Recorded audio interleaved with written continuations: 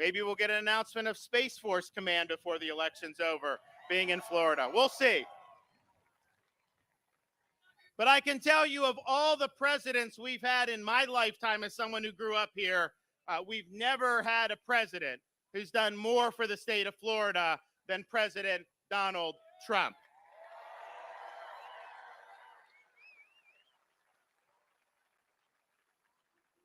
So my questions for you, are you going to do all you can to storm the polls between now and Tuesday to make your voice heard? Are you going to bring your friends, your family, and your neighbors and everyone you know to make sure they get out and vote? Are you going to make sure to support all of our Republican candidates up and down the ballot? Very important. And finally, are you going to do all that you can? Yes, vote, but also come to rallies, help other people, help candidates. Will you do everything you can do between now and Tuesday night to re-elect Donald Trump, the President of the United States? Because I can tell you this. If you look at the voters that are storming the polls now, we've never had Republicans vote early in person like we're seeing throughout the state right now. We've never been this close to Democrats with registered Republicans versus Democrats, much better than we were just 4 years ago. And I can tell you, if those trends continue, we're going to go into election night. You're going to have all the media waiting. They want to declare Biden the victory. They have all their polls showing them all these different things. And they're going to be chomping at the bit to do it. And then Florida's going to come in. And they're going to say, oh, my gosh, this is close. We didn't think it was going to be this close. And the panhandle won't have come in yet. And then the panhandle will come in. And they'll say, oh, my gosh, we have to call Florida for Donald Trump. And when that happens, the die will be cast. And you will be able to see a victory sweep the country. And he will be, much to the chagrin of all the elites in our country, he will be reelected the President of the United States. God bless you guys. Thank you so much. Thank you.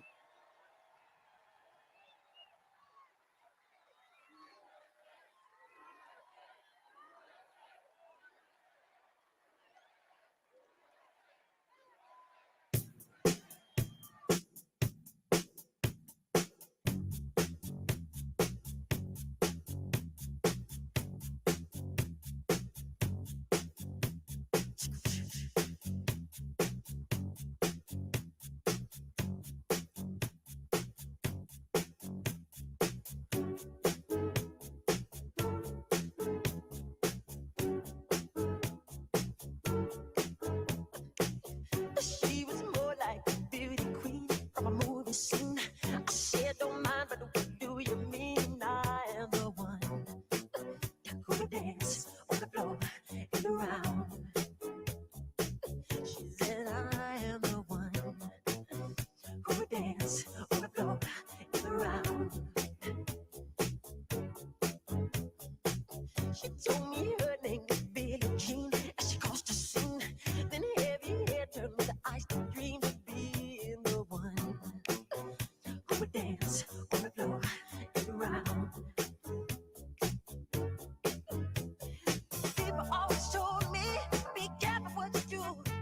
Don't go around breaking young girls' hearts. And mother always told me, be careful who you love. Be careful what you do. Cause the lie becomes the truth. Hey, you really changed like my love. She's just a girl. That I am the one. But the kid is not my son. She says I am the one. But the kid is not my son. For 40 days and 40 nights, I was on the side. But who can stand when he's in demand? Her schemes and plans. Go and dance on the floor and around. So take my strong advice. Just remember to always think twice. Do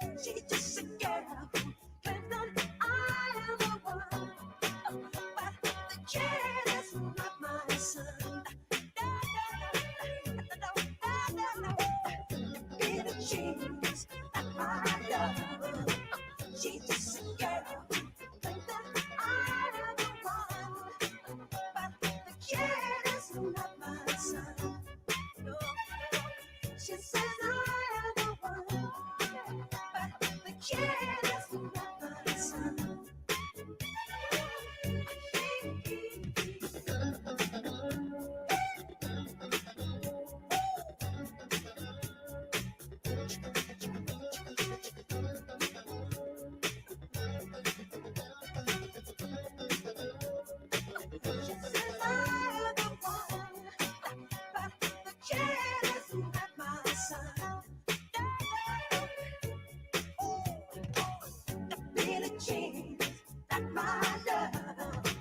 She just a girl and that I am the one. Baby, jealous of my son. She knows that I'm jealous of my son. She says I'm the one. You know she did. She says she's breaking my heart, baby. She says I'm the one. Feeling cheap. My love, the Billie Jeans, and my love, the Billie Jeans, and my love, the Billie Jeans, and my love, Billie Jeans, Billie Jeans, and my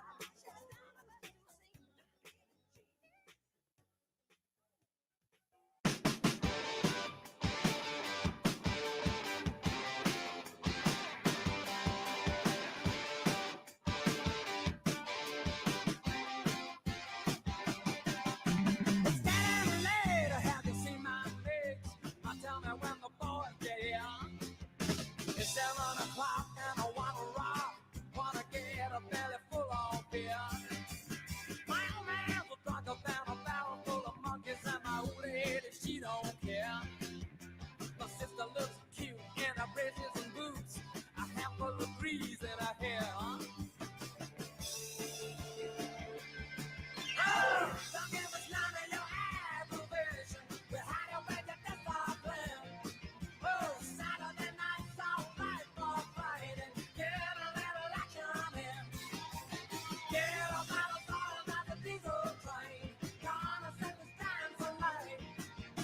Saturday night's the night I like. Saturday night's all right, all right, all right. Ooh.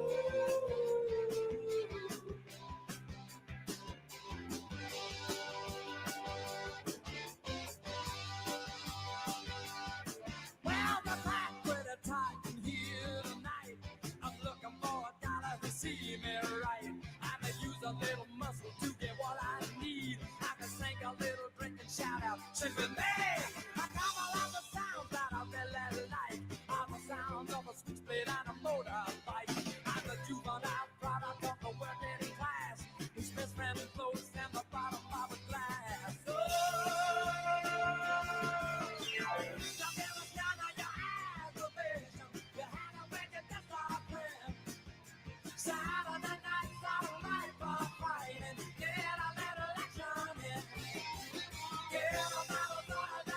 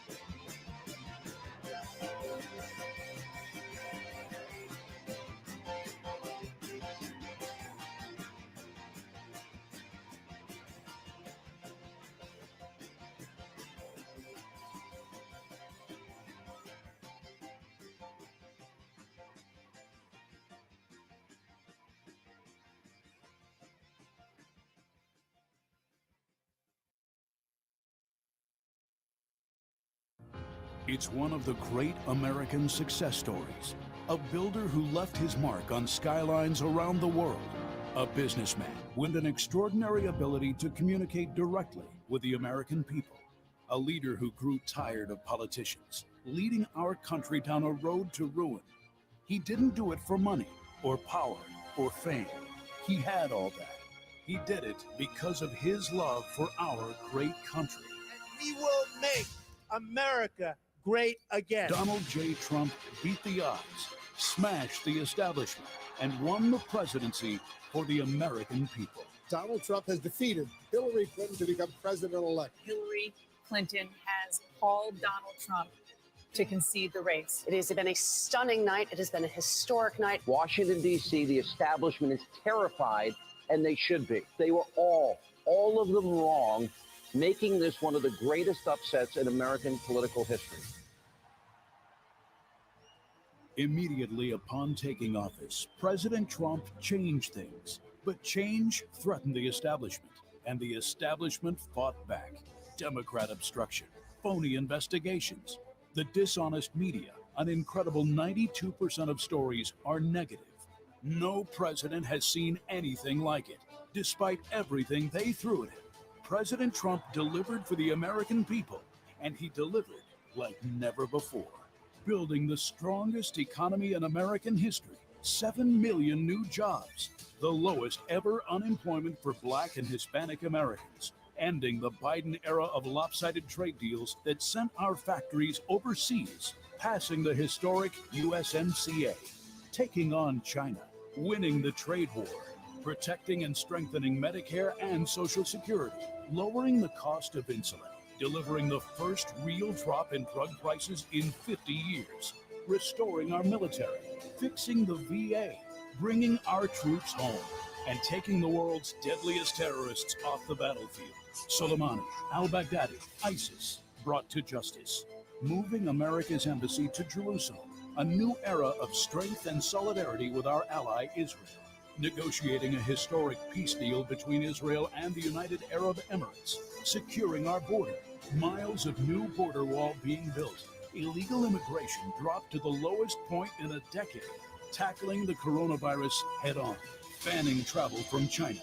Mobilizing government, business, and the American people to manufacture masks, ventilators, and medical supplies. And launching Operation Warp Speed, an unprecedented effort to develop a vaccine to eradicate the coronavirus from the face of the earth in record time. President Trump has accomplished more for the American people in 4 years than any other president in history. And in his second term, he will lead America to even greater heights, draining the swamp, rebuilding the economy, bringing back millions of jobs, creating 10 million new jobs in 10 months, new opportunities for all Americans, not just those at the top, lowering drug costs, expanding access to high-quality health care for every American family, defending America's police, restoring law and order to our cities, stopping illegal immigration and protecting American families, and ending America's reliance on China once and for all, bringing back jobs and factories, making medicine and products in America again. President Trump will rebuild America's infrastructure, renew hope and our entrepreneurial spirit for a new generation, and restore the American dream. It won't be easy, never pretty. The swamp will continue to fight him every step of the way. But under President Trump, our families will thrive. Our incomes will rise. Our communities will be kept safe. Our factories will flourish. Our flag will fly high. Our country will soar. And we will make America great again.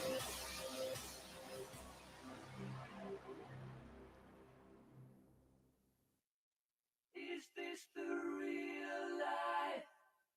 Is this just fantasy? Caught in a landslide, no escape from reality. Open your eyes, look up to the skies and see. I'm just a poor boy, I need no sympathy. 'cause I'm easy come, easy go, little high. Any way the wind blows doesn't really matter to me.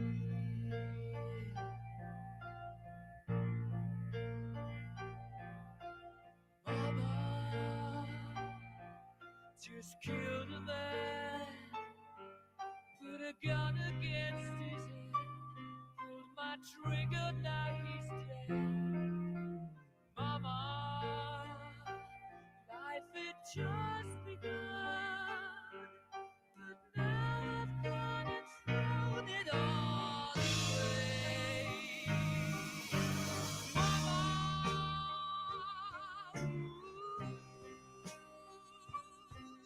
didn't mean to make you cry. If I'm not back again this time tomorrow, carry on, carry on. 'Cause nothing really matters.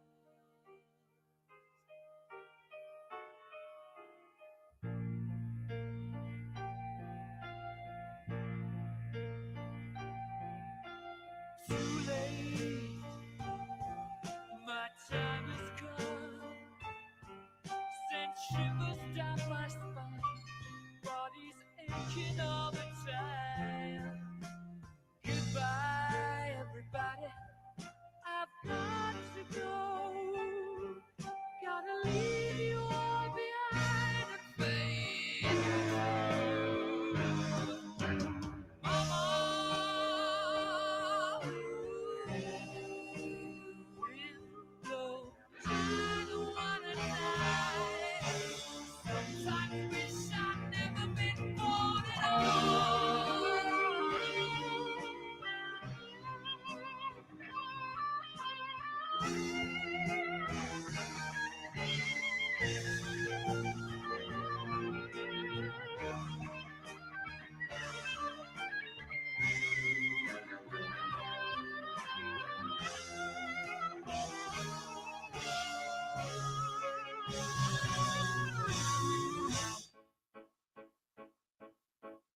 I see a little silhouette of a man. Scaramouche, will you do the fandango? Thunderbolts and lightning, very, very frightening me. Galileo, Galileo, Galileo Figaro. Magnifico! I'm just a poor boy, nobody loves me. He's just a poor boy from a poor family, sparing his life from this monstrosity. Easy come, easy go, will you let me go? Bismillah, no, we will not let you go. Let him go! Bismillah, we will not let you go. Let him go! Bismillah, we will not let you go. We'll not let you go. Never, will not let you go. No, no, no, no, no, no, no. Oh, mamma mia, mamma mia. Mamma mia, let me go. Beelzebub has a devil put aside for me. For me. For me.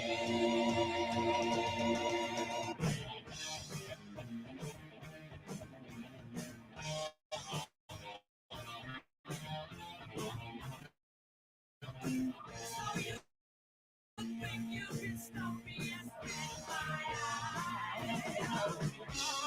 So you think you can love me and leave me to die?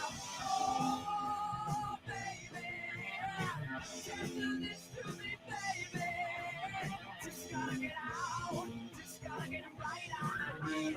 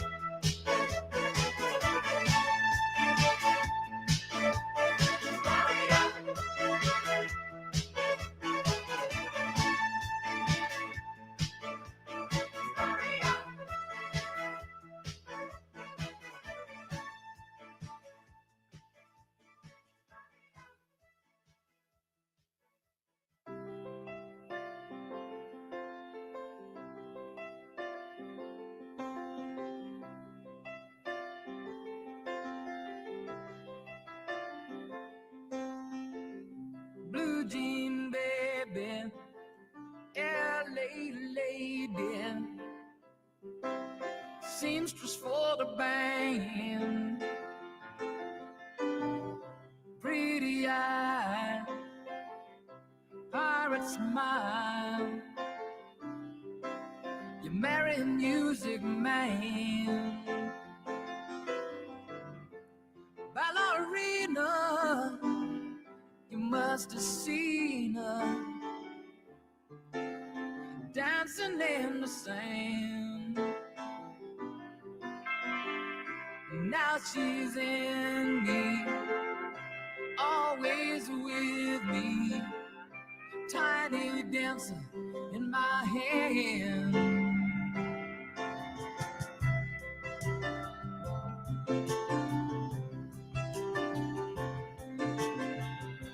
Jesus freaks out in the street, handing tickets out for gone,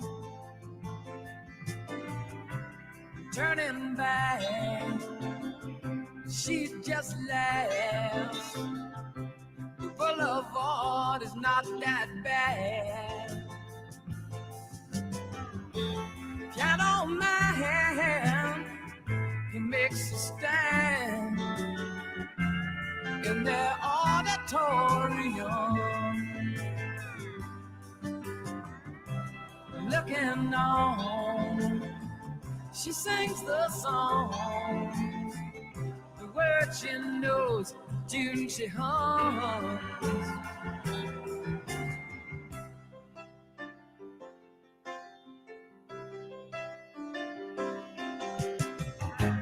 Oh, how it feels so real, lying here with no one near, only you, and you can hear me when I say softly, slowly. Hold me closer, tiny dancer. Count the headlights on the highway. Lay me down in the sheets of linen. You had a busy day today. Hold me closer, tiny dancer. Count the headlights on the highway. Lay me down in the sheets of linen. You had a busy day today.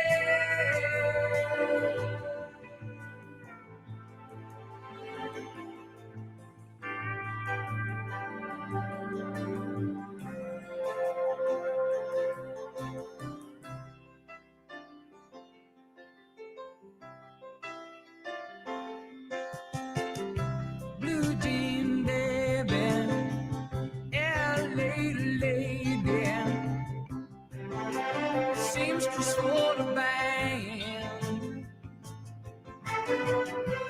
pretty eye, pirate smile, you marry a music man, ballerina, you must have seen her dancing in the sand. Now she's in me, always with me, tiny dancer in my hand.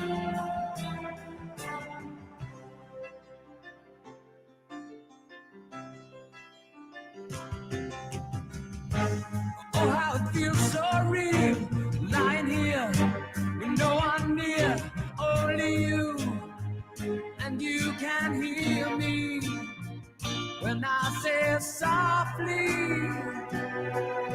slowly. Hold me closer, tiny dancer. Count the headlights on the highway. and she's so blended. You had a busy day today. All because of tiny dancer. Count the headlights on the highway. Lay me down and she's so blended.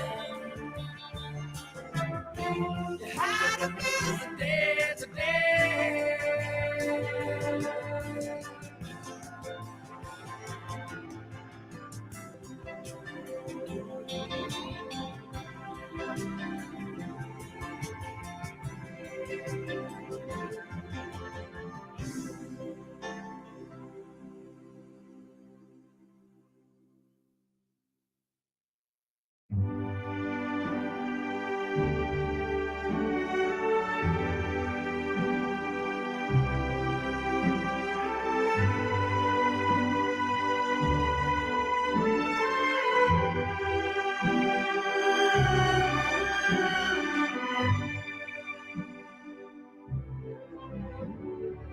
Quando sono sola sogno l'orizzonte mancano le parole. Sì, lo so che non c'è luce in una stanza quando manca il sole. Se non ci sei tu con me, sì. Le finestre mostrar tutto il mio cuore che è acceso. Chiudi dentro me la luce che ho incontrato per strada. Time to say goodbye. Paesi che non ho mai veduto e nessuno con te. Adesso sì li riderò con te, partirò sulla vita del mare che io non so.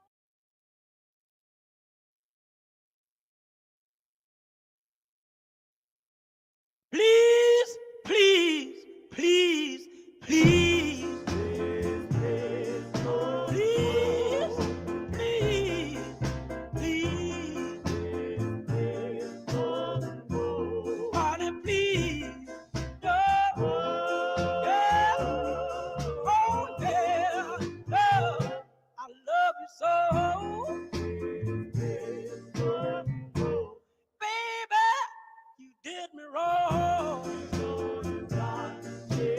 Well, well, you done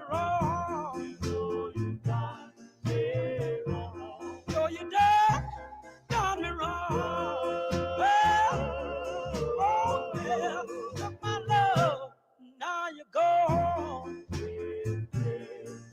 Please, please, please, please, please, please, please, please, please, please, honey, please, oh, well, oh, yeah, oh, I love you so.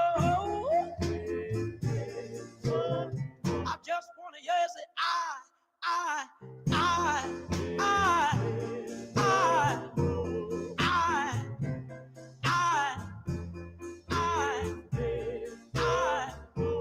honey, please, oh, yeah, I love you so, baby, take my hand,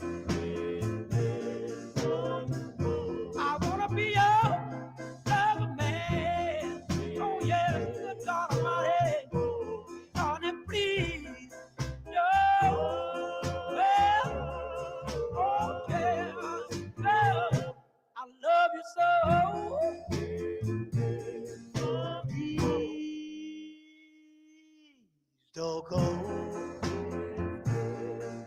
Please don't go. Honey, please don't go. Oh, I love you so. Please, please. I've paid my dues time after time. I've done my sentence, but committed no crime. And bad mistakes, I've made a few. I've had my share of bad kicks in my face, but I've come through. I need to go on, on, on, on. We are the champions, my friends, and we'll keep on fighting till the end.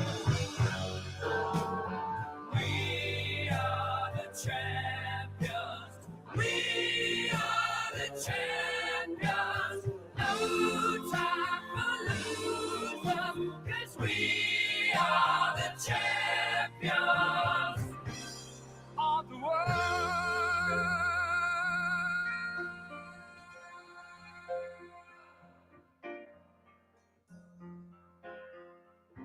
I've taken my bows and my curtain calls.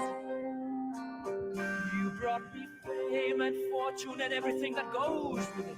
I thank you all, but it's been no bed of roses, no pleasure cruise.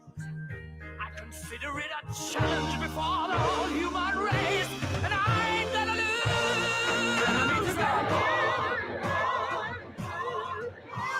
We are the champions, my friends, and we'll keep on fighting till the end.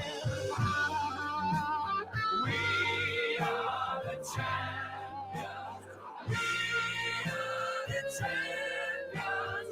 No time for losers, 'cause we are the champions of the world. The champions, my friends, and we'll keep on fighting till the end. Oh, we are the champions. We are the champions. No time for losers, 'cause we are the champions.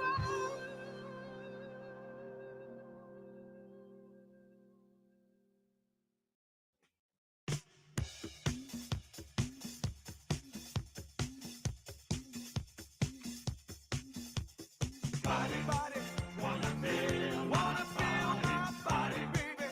Such a thrill, my body, yeah, yeah. Wanna touch my body, baby. It's too much, my body, yeah, yeah. Check it out, my body, baby. Don't stop my body, yeah, yeah. Talking about my body, well, turn it out, listen here. Every man wants to be a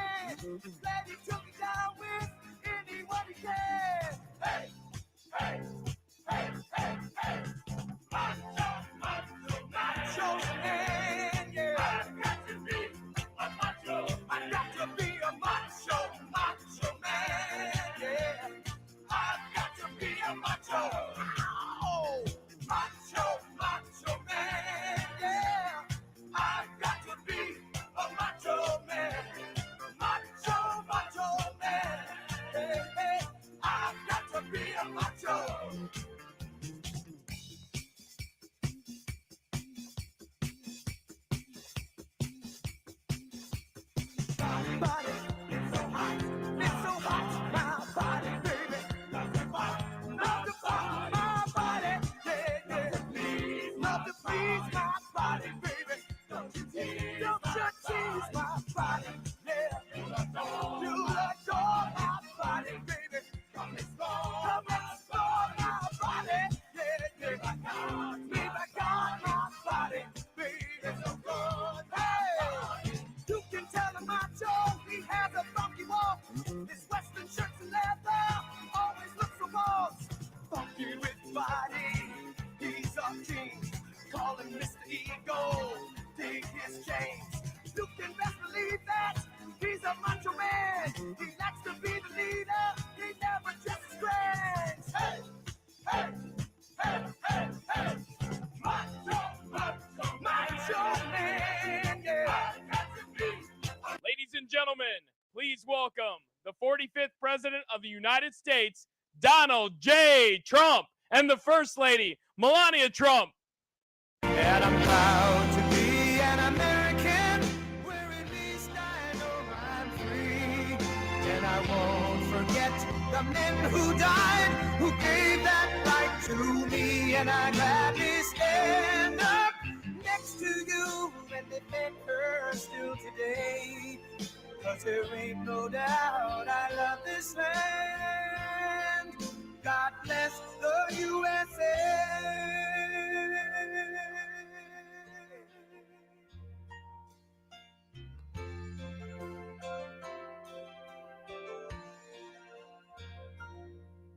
From the lakes of Minnesota to the hills of Tennessee, across the plains of Texas, from sea to shining sea, from Detroit down to Houston and New York to LA, where there's pride in every American heart, and it's time we stand and say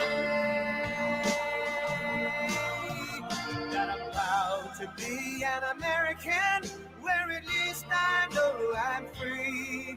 And I won't forget the men who died, who gave that right to me. And I gladly stand up next to you and defend her still today. 'Cause there ain't no doubt I love this land. God bless the USA.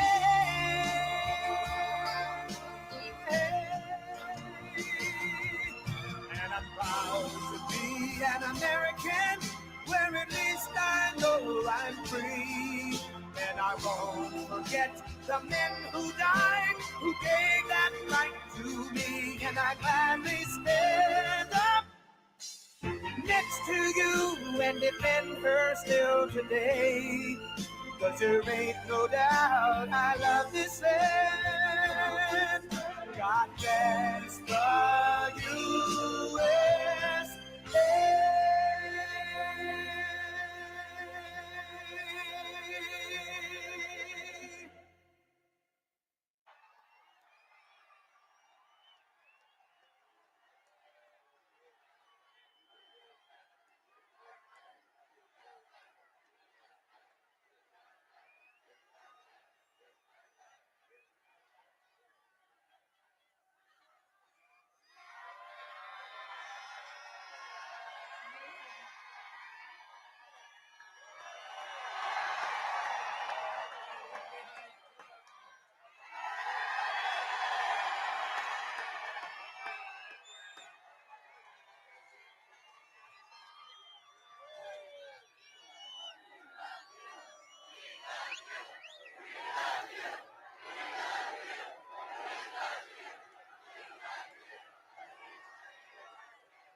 Hello, Florida. It is wonderful to be here in our home state. Thank you for taking the time to be here and for supporting the administration. We love you too. For those of you who are still deciding who to vote for on Tuesday, I hope that what I have to say will prove to you that a vote for President Trump is a vote for a better America.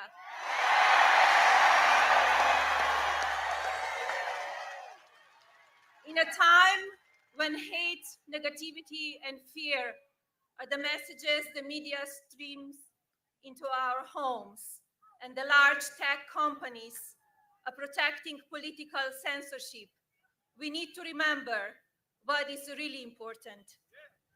My husband's administration is focused on the future. The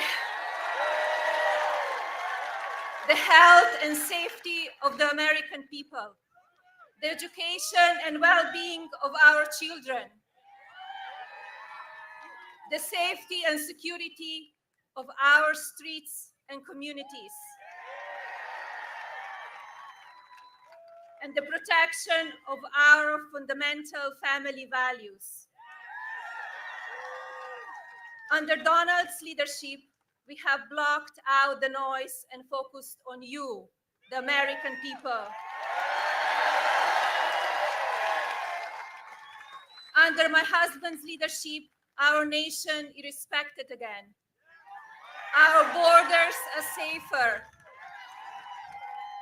We have won wars and we have stayed out of new conflicts. We have made historic peace deals in the Middle East. We didn't just talk about it. We moved our embassy to Jerusalem. The president stands with our friend Israel more than any other president before.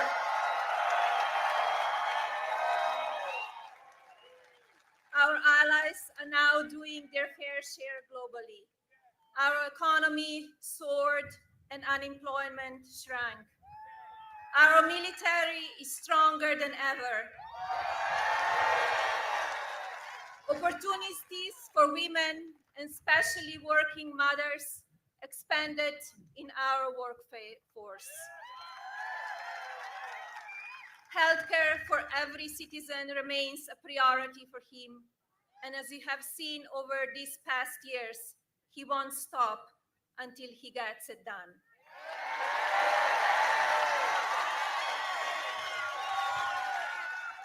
We have a law and order president.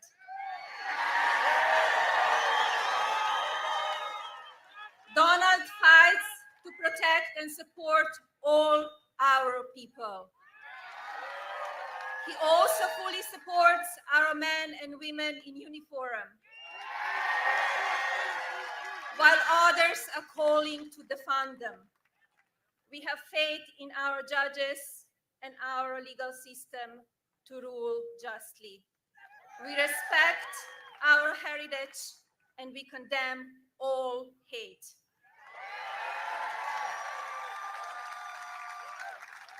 We should always learn from our past, and it is more important than ever that we never forget it. Under this president, our American values and ideals are protected, cherished, and upheld. We have had 3 incredible years of making America great again. In early 2020,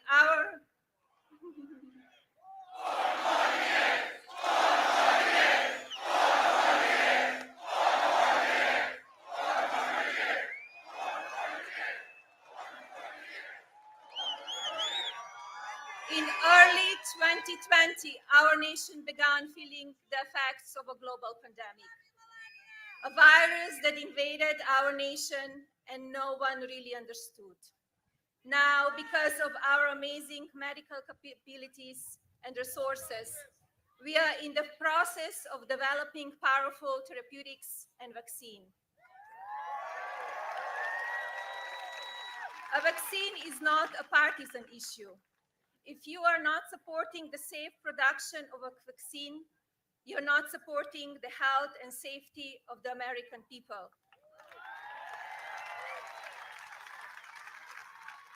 There is no room to play politics on this topic in the midst of pandemic. I want to take this moment to say thank you to the many amazing frontline workers who are with us today. Thank you for all that you are doing. You keep our most vulnerable citizens safe. Our administration fully supports you and will continue to work tirelessly to ensure that you are equipped with all the medical supplies you need. This administration also continue working to develop safer procedures and practices so that children can get back in the classroom. So that businesses can continue reopening and people can start earning an income again.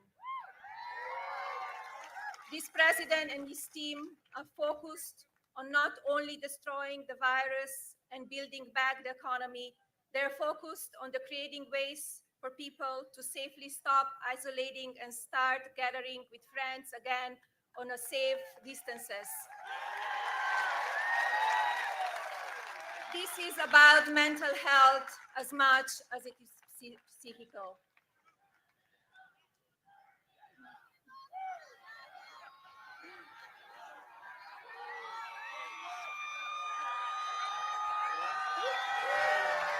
We are a country of hope, not a country of fear or weakness.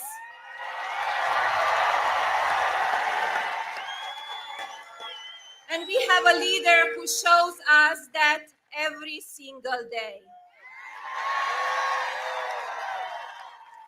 President Trump chooses to move this country forward. This country deserves a president with proven results, not empty words and promises. On Tuesday, the direction of our country will take is in your own hands. I ask that you join us in continuing to put America first.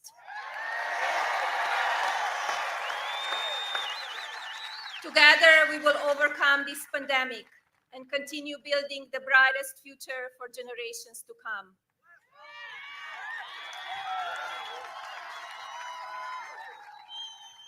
Thank you. God bless you all. God bless your families.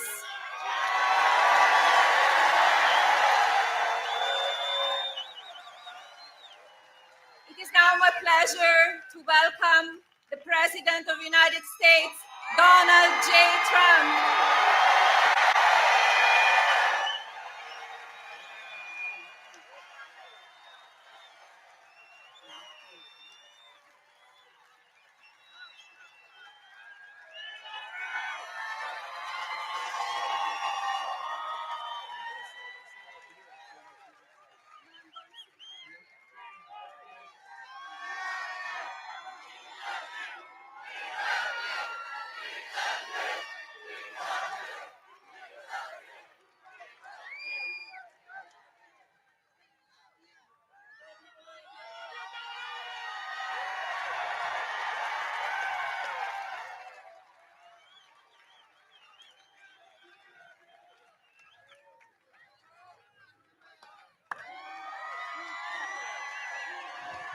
Wow, thank you very much. That was a little bit of a surprise.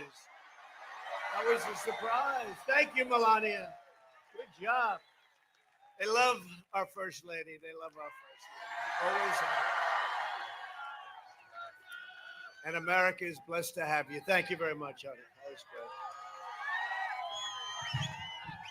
So I'm thrilled to be here in our home state, Florida. I love this state and I love the people of this state. And 5 days from now, we are going to win Florida. We are going to win 4 more years in the White House. And we're going on to win a record share of the Hispanic American vote. You see what's happening? Oh, they're very concerned back there. The fake news, they are so concerned. Melania, You don't know too much about them. You've seen enough. But they are very unhappy. You know what's happening, don't you? You see what's happening?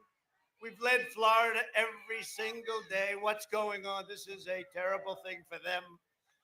Actually, it's a good thing for them. They just don't know it. They haven't quite figured that out yet. No, we're doing incredibly in Florida. We're doing incredibly all over.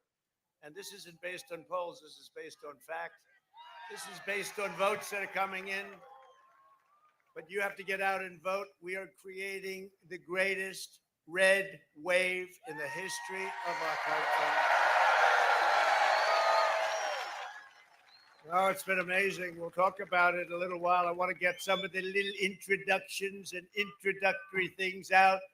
But we have to talk about the what's going on in our country with the big tech. You know, the power of big tech. They're incredible. They're incredible. No. I heard about the power for a long time, the power of big tech.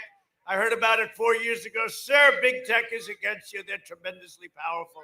You can't beat them. Then we had the election, we won. I said, oh, how did that happen? And the fake news media, 94% of the stories about us are negative. Think of it.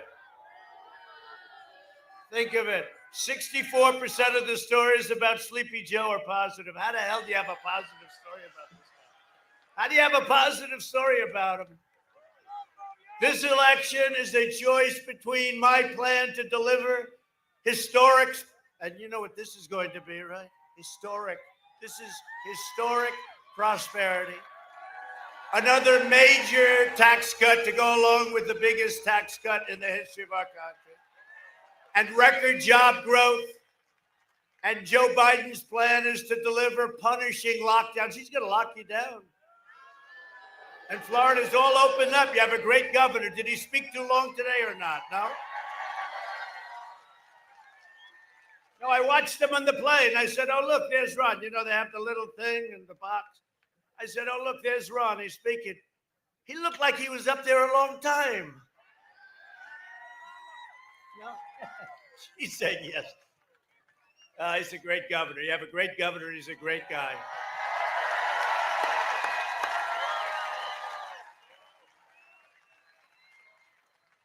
They want to give you massive tax hikes. It's the first time that I've ever seen. I've been with politics all my life, essentially, only doing this for a few years on this side of it.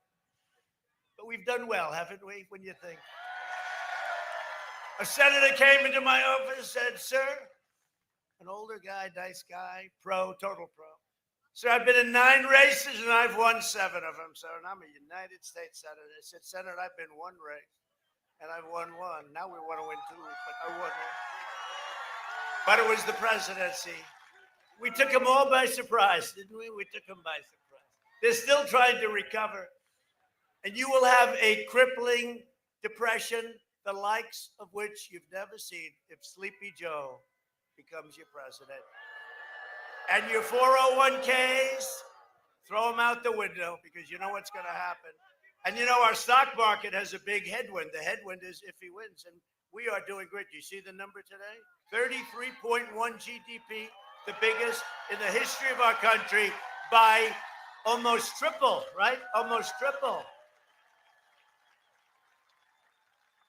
No, it's very much bigger than any GDP we've ever had. You have to go back to the 1950s, and then it's less than half. This is the greatest number, 33.1%. If you asked me 2 weeks ago, I would have said, I'll take 12%. 12% would have been very nice. Nobody ever heard of 12%. 33.1. And let me tell you what they're going to do. I never even thought of this one. They won't even talk about it. This is the biggest event in business in 50 years. Nobody's ever seen a number like this. This is bigger than any nation. No nation has a number like that. Other nations right now, look, we were compared to Europe. Germany is doing so well. France is doing so well. Everyone's doing so well. No, they're not doing well. And you take a look at what's going on, and we want the best for them. We're on their team. We want to work with them and everything else, but they're not doing well.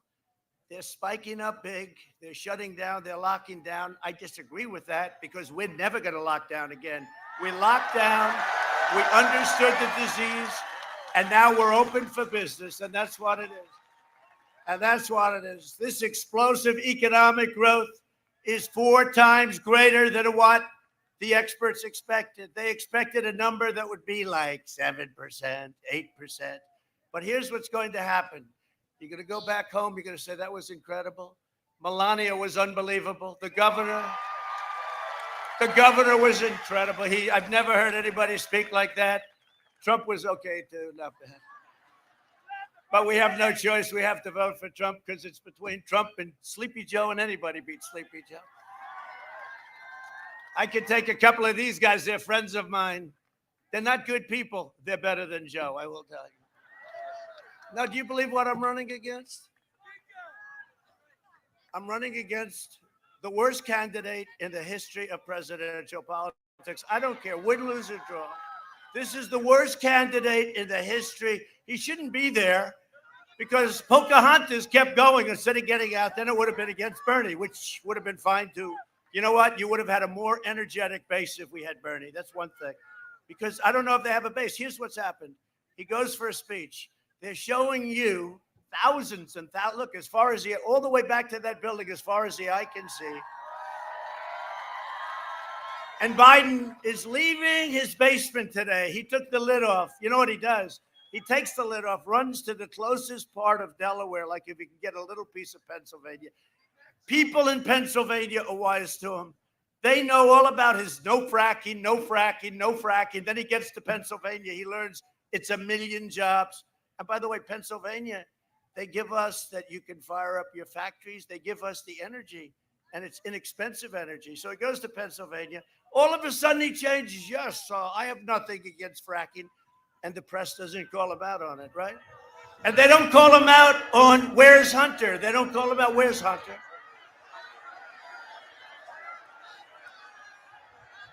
Where's Hunter? Is Hunter in the crowd? They don't call him out. They don't call him out on where's Hunter.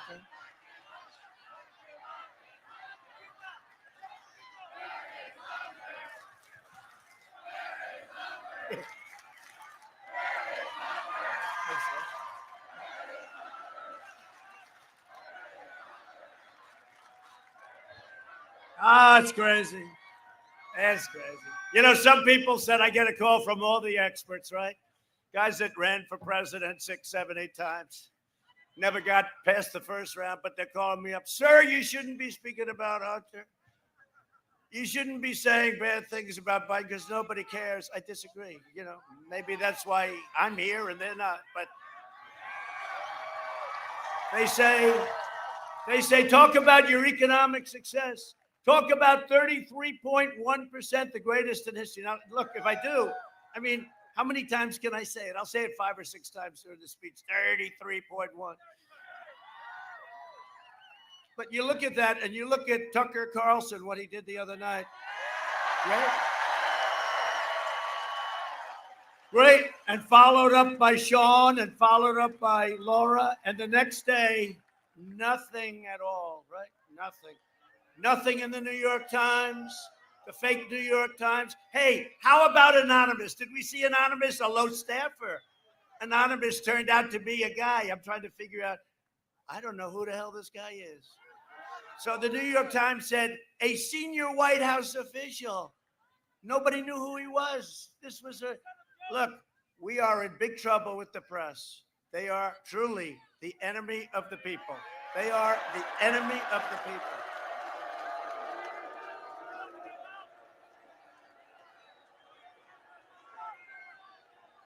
So this guy goes out, this lowlife, who I never saw him. I think he has a picture of me standing there like I do with thousands of people.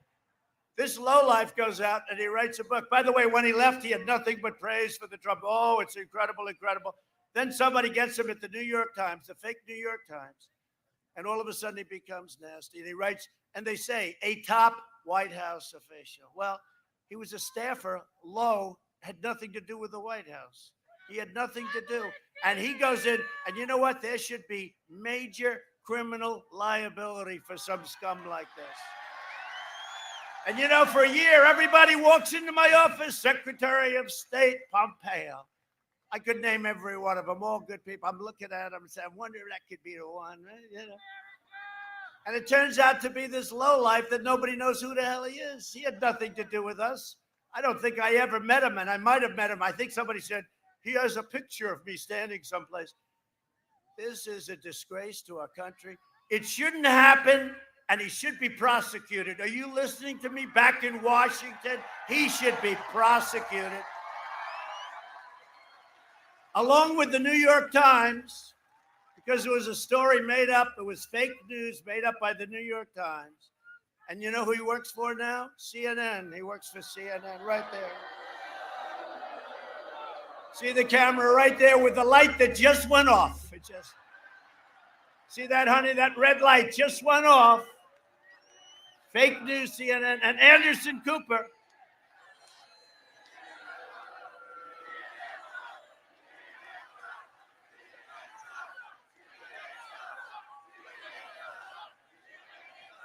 And Anderson Cooper asked him, are you anonymous? And he lied to him. He said no, essentially.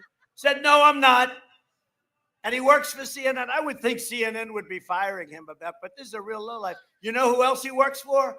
Google. He works for Google. I think Google should fire him very quickly because bad things are going to happen to him. But think of what he does to our government. Right? It's like a horrible, treasonous, horrible thing that you can do this and you can get away with it. Weekly jobless claims. This is boring, but it's really good. Just hit a 7-month low. In other words, from the beginning of the pandemic, 7 months ago. Now, we're going to have next year the best year we've ever had economically. And it's true. Biden is holding back the stock market because, you know, it's an election. Crazy things could happen. Maybe 100% of the people in Florida decide not to vote. You know, you never know. But we have a headwind, so it's gone down a little bit over the last few days because, you know, you're coming close. And it could be. We're going to win this election so big. You watch. You watch. We're going to win it so big. And that's the only reason the market's going down. The market's going down because if he gets in, seriously, you're going to have one of the worst depressions we've ever had. You're going to have, and John Roberts from Fox is back there, and I think he agrees. And John Roberts is very unhappy because he doesn't want his 401k to go down the tubes. Now, John's treated us very fairly. Not perfect. He's not perfect, I will say. But he's been overall pretty good. He's pretty good. So CNN, Google, we got to do something about all of it. New York Times is fake. It's fake. They write so many fake stories. Thanks to our policies, America is experiencing the fastest and biggest recovery. We're having the best recovery anywhere in the world. No other country, small or large, is recovering like us. Think of that. In the past 5 months, we've created a record 11.4 million American jobs, the fastest job growth in the history of our country. Our job growth has been 23 times faster than the first 5 months under Obama-Biden recovery, which was, by the way, the worst recovery since the Great Depression. You do know that, right? And just, you know, because all Biden does is talks about COVID, right? He doesn't call it the China virus. You know why? Because China hasn't paid off. He can't use that term. You know, they gave his son $1.5 billion to manage. He makes millions of dollars a year, I assume, right? The smartest guys on Wall Street said, no, sir, that could not have happened. We can't get it. No, it took him about, 10 minutes. He walked in, he walked out with $1.5 billion. Hey, maybe he's not so stupid after all, right? That's the only thing. I thought he was so dumb. Maybe he's not as dumb as we think. He can't, look, he cannot take on China. I didn't say anything.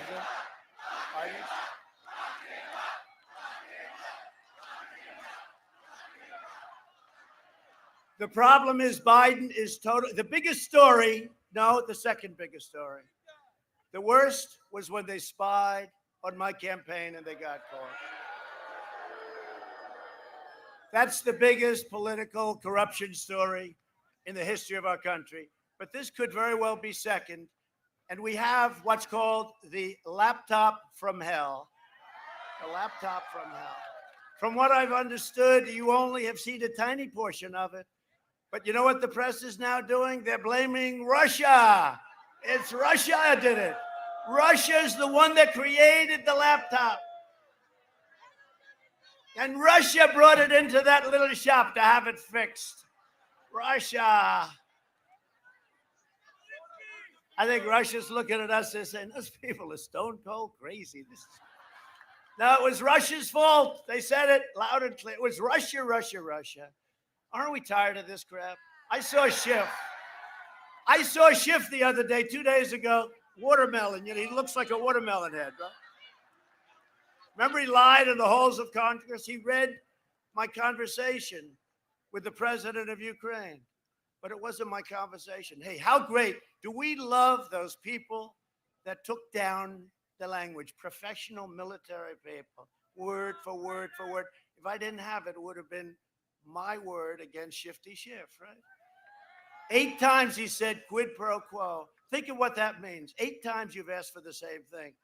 The guy on the other, after the 3rd time, the guy on the other side would say, he's got some serious problems. I don't even know him. I called him to say, congratulations on becoming president of Ukraine. And for that, I got impeached. But you know what we have? We have a lot of great Republicans, and I hope you're going to be voting for those Republicans also. Great Republicans. We have one of them here, Mark Meadows. Has anyone ever heard of Mark Meadows? Took me 3 years to get him out of Congress and become chief of staff. He's great. He's here. He was one of our great ones. And you know who helped me a lot? Honestly, in fact, I said, don't run for governor, Ron. Stay exactly where he was a congressman, you governor, right? There he is. Look at Mark. He's out there working with the phone. He's got the phone going. He uses 2 at one time, right? But your governor was another one. He stood up. You know, he's Harvard and Yale. Do you know that, your governor? He doesn't talk about it. He doesn't talk about it. But he would be on television defending me and fighting for me. There was a group, Jim Jordan. Did anyone ever hear of Jim Jordan? Jim Gordon, 128-1. You know, Jim was an NCAA wrestling champion, one of the best. One of the best. He was a great one. He was a great one. And you know, when you win like he won everything. When you win like that, it's also right here. It's muscle, but it's got to be muscle attached to a lot of brain, right? You guys know, the athletes know that. But Jim was great, and but Ron was fantastic. Your governor, he asked me, he said, would you support me for governor? I said, no, not really. I'd rather have you stay right where you are. You know, you're doing a good job of defending me. But think of it, what we had to do, and we got 197-0 in the House. Think of that. 197-0.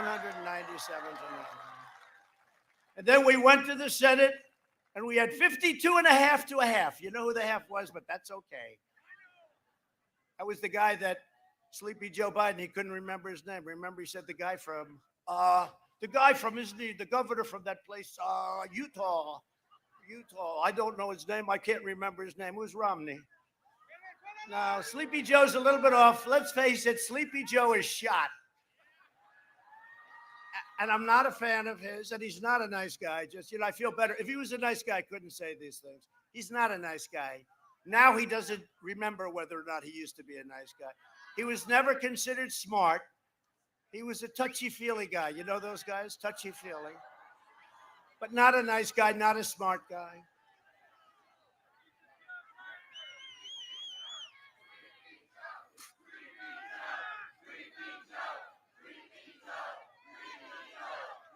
Our incredible First Lady is sitting here right now, and she's saying to herself, I wonder if all rallies are like this. Now, most of them are a little bit different, but that's okay. You know why, honey? We're in Florida. This is like home. This is home. Right? This is home. We say it like it is. We say it like it is.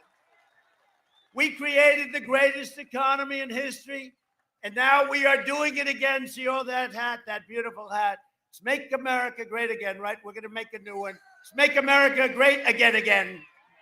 We did it. Right? We did it. Now we're doing it again. My First Lady wants to do it again. Under my leadership, the Florida tourism industry and hospitality industry will come roaring back very soon. It's ready to happen. We're making the turn. We've got the vaccines coming very soon. The FDA has worked miracles. They had no choice. They had to. This would have taken, if Joe was in charge, you wouldn't have a vaccine for 4 years. I was going to say, he was in charge of the swine flu. He calls it N1H1. It's actually H1N1. I say, Joe, it's not. It's H1. H comes, it's easy because H comes before N. I said, Joe, that's what it is. I said, just call it swine flu. You don't have to call it. The numbers are too complicated. 3 days ago, he said, I'm a proud Democrat running for the United States Senate, and I hope I have this. You can't put, look, we can't play games. You know, you've seen enough. Have you seen enough? This is crazy. But based on the early numbers I've seen, I think you understand exactly what I'm talking about. You know, we have the potential. We have the greatest country in the world, but we have the potential to go to places that we've never been in a positive manner. The potential of our country is so incredible. And you see it happening already. You look at Germany, you look at all of these countries, they're now locked down. They've got a lot of problems. You look at our numbers, look at our recovery, fastest recovery. We went down the least economically, went down by far. As much as it's painful and terrible, we went down the least. We've done an incredible job. It was projected that we would lose 2.2 million people, right? The projections were 2.2 million. By the way, we shouldn't have lost one person. China should have never let this happen. They should have never let it escape. And we will not forget. We will not forget. Biden's agenda will devastate the Hispanic American community. He betrayed Hispanic Americans for 47 years. He's been very bad to the Hispanic Americans. And what is happening with those poll numbers? I have the highest numbers. We are now, according to the polls I'm showing, which are real polls, we are now beating the Democrats for the first time ever with Hispanic Americans. First time ever. First time ever. And I've always loved them, and I think they've always loved me. First time ever. First time ever. And the fakers back there are going crazy. And now Biden wants to close your small businesses and confiscate your guns. Second Amendment. Don't worry about it. The Second Amendment. While letting far-left rioters, looters, and vandals roam free. Look what he's doing in Philadelphia. Look what's happening. Those are people that he's supporting. He couldn't even come out against them yesterday. They asked him a question. He said, what's Philadelphia? Where is it? Where is it? He didn't know what state it was in. Other than that, he's doing a wonderful job. Could you imagine? Could you imagine losing to this guy? Could you imagine? Our first lady will have to say, darling, I don't know. This is impossible. But you have to be very careful when you say that. You know, whenever I say anything that even uses the word losing, the fake news said, he is thinking about losing. This is a big story. President Trump thinks he's going to lose. No, I don't. I don't. I think you're going to lose. And I think you've lost all credibility.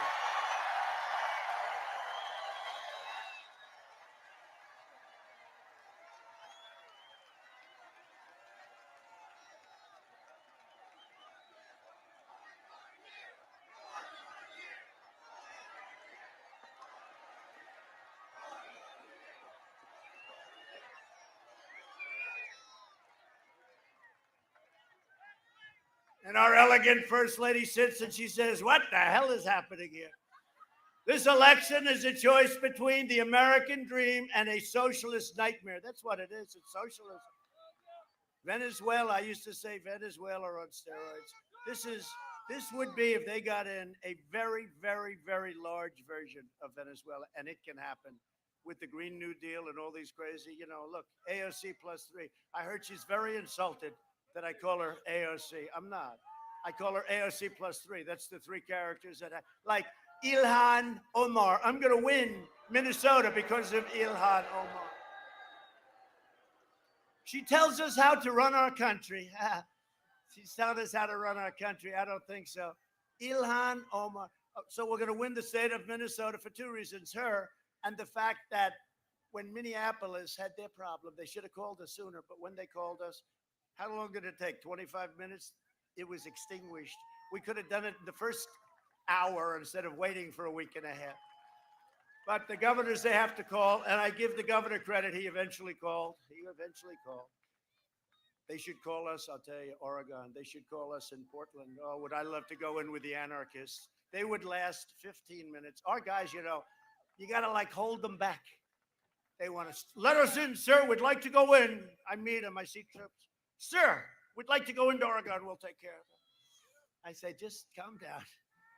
Just calm down. It wouldn't take them long. It would take them about 15. How long? And then we'd do things. And then eventually they'd end up going home about 10 years later.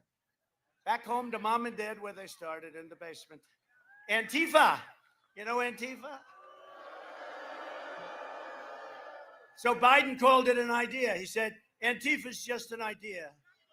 I said, no, when you get hit over the head behind your back with a baseball bat, that's not an idea. That's not an idea. But didn't he call the United States? He called the United States an idea too. I said, no, it's not an idea. The United States is a great nation. That's what it is. It's not an idea.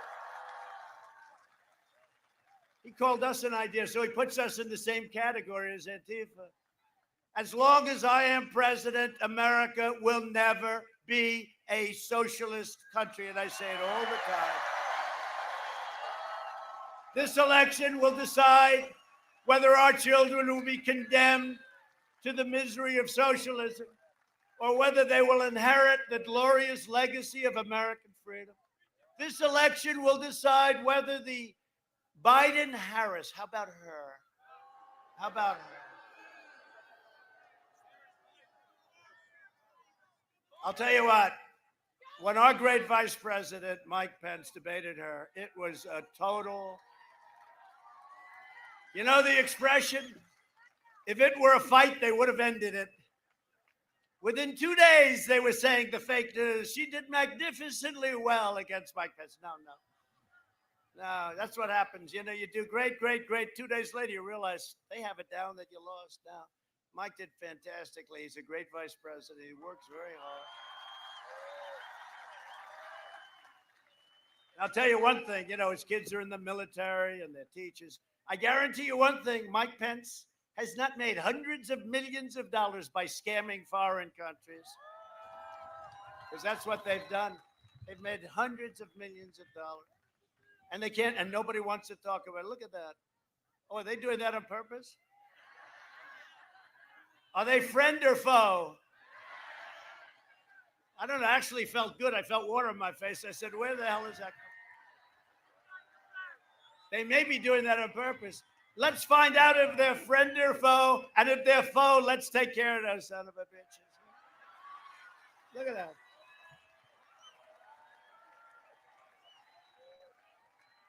Are you okay? Oh, look, they're hitting the press. That's okay. Oh, there go the cameras. There goes $1 million worth of equipment. Look at that. Wow. That's cool, actually. And I'll tell the media I have nothing to do with that, but it is sort of like calling a feeling like a little. That's great.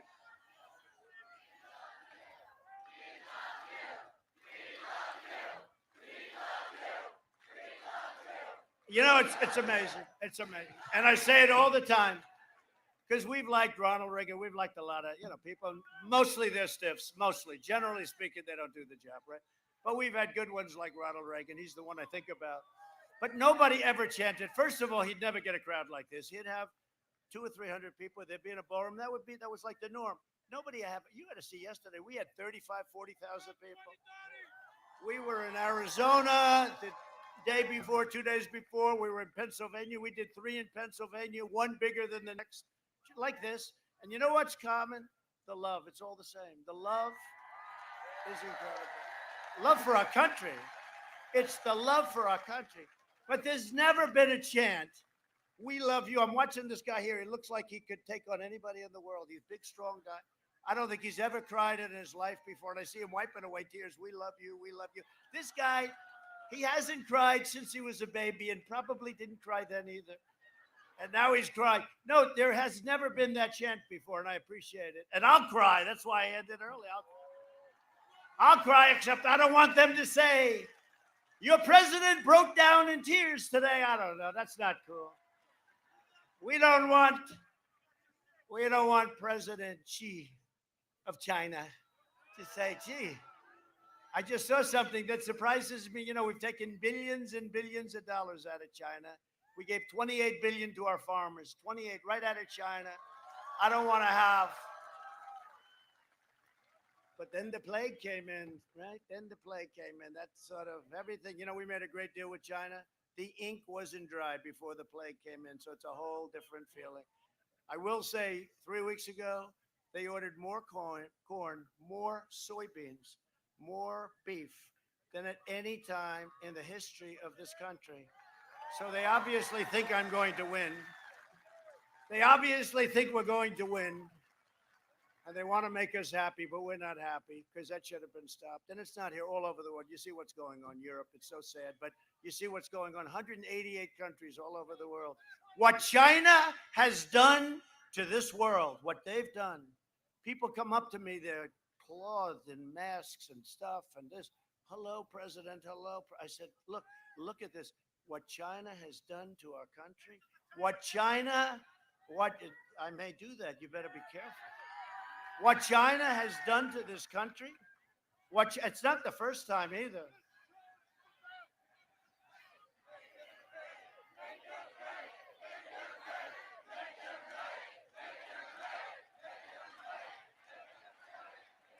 No, they're paying. They're paying. But you can never pay for 200,000 more lives. You can never pay for that. Yeah, we can make them pay plenty. But 210,000 lives. But it would have been 2 million lives. It's incredible the job that we've done and that the American people have done. This could have been 2 million lives. They said 2.2 million lives. No, they're going to pay. We believe in safe streets, secure communities, and we believe in law and order, not like in Philadelphia. And they can't let that happen. They can't let the looters run wild. They can't do it. You can't. You either have law and order or you don't. Philadelphia can't do what they're doing. And they have good police in Philadelphia. They like Trump, I can tell you. I've been endorsed by every law enforcement group. New York's finest, they endorsed me. They've never endorsed a presidential candidate. New York's finest endorsed me. It was a great honor because I grew up with New York's finest. They're incredible people. They're not being allowed to do their job. They've been he cut back $1 billion he took back. And now crime is way up. It's not even the money. They're not being allowed. They're incredible people. Tough as hell, fair. They love our country. They're not being allowed in New York to do our job. Between the governor and the mayor, they're being just absolutely, and they want to leave. They want to get out. They have plenty of other opportunity. They don't need the danger. It's a dangerous job for all police. But we've been endorsed by New York. We were endorsed by Chicago police. The Chicago police, that's tough. We've been endorsed by all of you sheriffs. You have sheriffs. You have great, tough sheriffs. I know many of them, but the sheriffs, we had a big ceremony 2 months ago in Florida. Ron was there. You were endorsed. We got endorsed by the sheriffs, all law enforcement all over Florida. And I asked Sleepy Joe at the debate, I said, Joe, name one law enforcement agency, just one in the whole country that endorsed you. He couldn't do it, remember? Then Chris Wallace saved him. I had two people. I was going against Chris Wallace and him. Chris was much tougher, actually. Chris was tougher than Joe. And then I said, Joe, say the words law and order. No. Say the words law and order, Joe. Say them. And then Chris Wallace, he doesn't have to do that. Oh, okay, Chris. Thanks. Now, I like Chris's father a lot better than I like him, Mike Wallace, the great Mike Wallace. You know, he did me on 60 Minutes. It was one of the few good pieces. You know, he was a tough guy. Chris tries to be like him, but he doesn't have what it takes. But Mike Wallace was a tough, tough guy. And he did me on 60 Minutes, and it was a great piece. He's never recovered from that originally, but he passed away. He was a great guy and a great, great reporter, I'll tell you. And he was a friend of mine. He was a friend of mine. That didn't mean much to Chris. All we want is fairness, right? And I will tell you, Kristen Welker, I thought she was very good. I really do. I thought she shouldn't have been because she was far left. Her family's a supporter of Democrats. Her father's a big supporter of Democrats. She's a supporter of Democrats. Should have been very unfair. I think she went out of her way. And most people say she wasn't really fair to me. But she was, because she always gave me 10 seconds. She said, okay. See, Chris should have done that. You have 10 seconds. 10 seconds to me is like an eternity. We did a lot of damage in that 10 seconds, including to get him to admit that he doesn't want oil. He doesn't want oil. I said, Texas and Pennsylvania and Ohio, are you listening? Are you listening? And you'll see they were listening on November 3rd. I'm sorry, you'll have to wait till November 3rd. Texas, Pennsylvania, Ohio, Oklahoma, North Dakota, they're all listening. And you're listening because you don't want your energy prices to go through the roof, right? And Michigan was listening because they want to produce cars and they don't want to spend all that money on energy when they're producing all of those factories that I got to go back to Michigan and go back to Ohio and go back to North Carolina and start brand new. And I'd see Prime Minister Abe of Japan. I'd say, Prime Minister, we're tired of taking your millions of cars. You got to let us have factories. Well, we can't do that. This is a private decision. No, it's not. You got to do it. But that is not government. I said, you're a powerful man, Shinzo. He just retired. Unfortunately, he got ill, but he was a great man. He a great prime minister, great guy too. But I said, Shinzo, you have to do it. I'm sorry. We're not going to take your cars. You got to make them in this country, in our country. And he said, I can't do that, but let me work on it. The following morning, 5 major Japanese companies announced they were coming to America, and they did. I called him up. I said, Shinzo, I know you had nothing to do with it, but thank you anyway. No, they run it tough over in Japan and China and these other places. Tuesday, your vote is going to save our country. Most important election we've ever had. We are going to defeat the Marxists and the socialists and the rioters and the flag burners and the left-wing extremists. We are going to defeat the anarchists. With your support, we will fight for American workers. We will defend our Second Amendment. Don't worry, it's very safe. If Biden got in, your Second Amendment is gone so fast. You know that. Support our police, protect our borders, expand school choice, so important. Ensure more products are proudly stamped with that beautiful phrase, made in the USA. That's what's going to happen. My plan for America will deliver a safe vaccine. You're going to have it in a few weeks. It's coming very quickly. Great companies, Johnson & Johnson, Moderna, Pfizer, many, many companies. You're going to have it. Seniors will be first in line to get it, and we will make it available to everybody free. It's not your fault. It's not your fault. We're protecting our seniors. You know, if you're a senior and if you have a heart condition, if you have any kind of a certain type, especially diabetes, you're in big trouble if you get hit by the China virus. Big, big trouble. So we're going to make that vaccine. We're going to make it free, and it's coming from great, great firms. Our vaccine will eradicate the virus. And by the way, we have it. But whether we have it or not, it's rounding the turn. It's rounding the turn. Hey, excuse me. I'm sure you didn't hear. Nobody heard this, right? I had it. Did you know that? I had to get back on the trail. I said, this is not good timing. And I got better very quickly. First Lady had it. She had it. And she got better very quickly. But I'll tell you who had it also. The doctor went to the First Lady and myself and said, Barron has tested positive. I said, excuse me, doctor, tested positive for what? He's got COVID. I said, okay. Then about 12 minutes later, I said, doctor, how's Barron doing? He's our very tall son, very tall. Has anybody noticed he's slightly tall? He's 14, and I'm saying, hello, Barron. Yeah, he's great, but he's strong. But I said, like 12 minutes later, Dr. Sean, great doctor. We have great doctors. One thing, when you are president, you have a lot of doctors. Johns Hopkins, I want to thank them. Walter Reed Medical Center, incredible. I mean, Doc Ronnie is now a congressman from Texas. How about that? Doc Ronnie, he was before Sean, and Sean is now. Sean has been great. But Sean came up along with other doctors that Barron had it. About 12 seconds later, I said, how's Barron doing? Oh, he's okay. He's shed. It's gone. It was gone like in 2 minutes. I said, hey, how come that doesn't happen with me? But I wasn't bad. You know, it was like a day. But they gave me a drug, Moderna.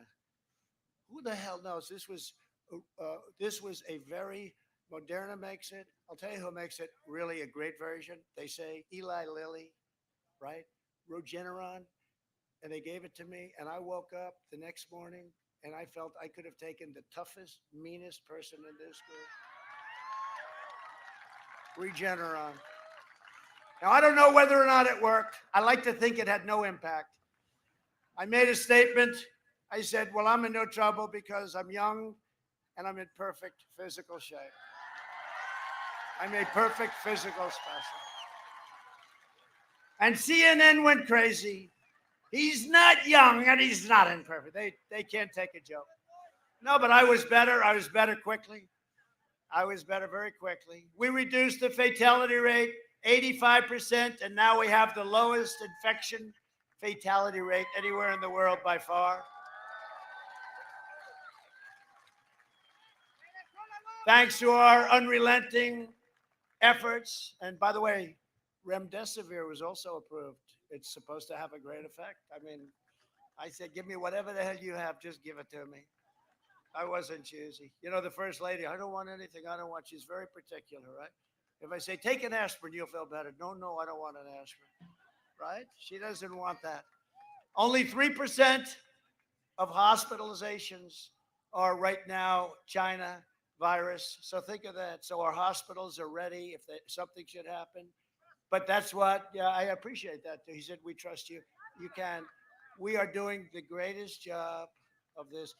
Except with one thing, publicity. Our public relations, we're spending too much time working and not enough time talking. But no matter what you say to these people, it won't make any difference. You know? And because of the advances in treatment we pioneered, the survival rate is far over 99. For many groups, it's 99.9%.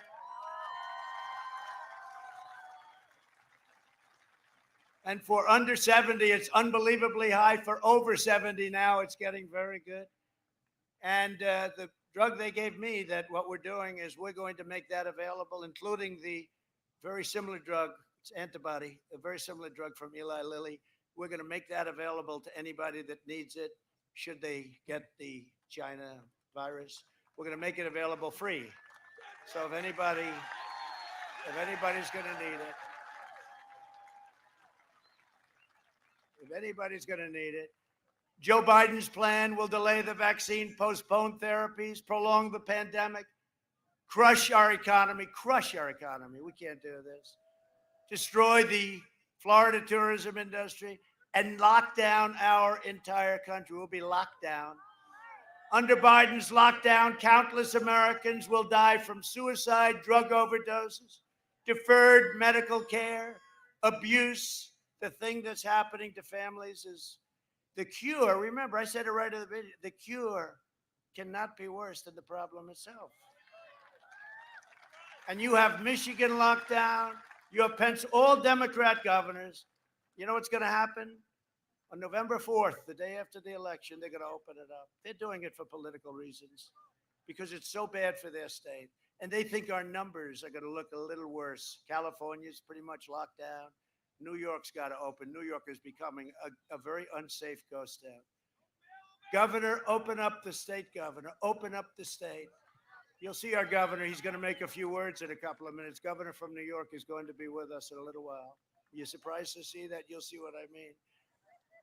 There will be no school, no graduations, no weddings, no Thanksgivings, no Christmases, no 4th of Julys. There will be nothing. They will allow you nothing. Other than that, he's doing a wonderful job.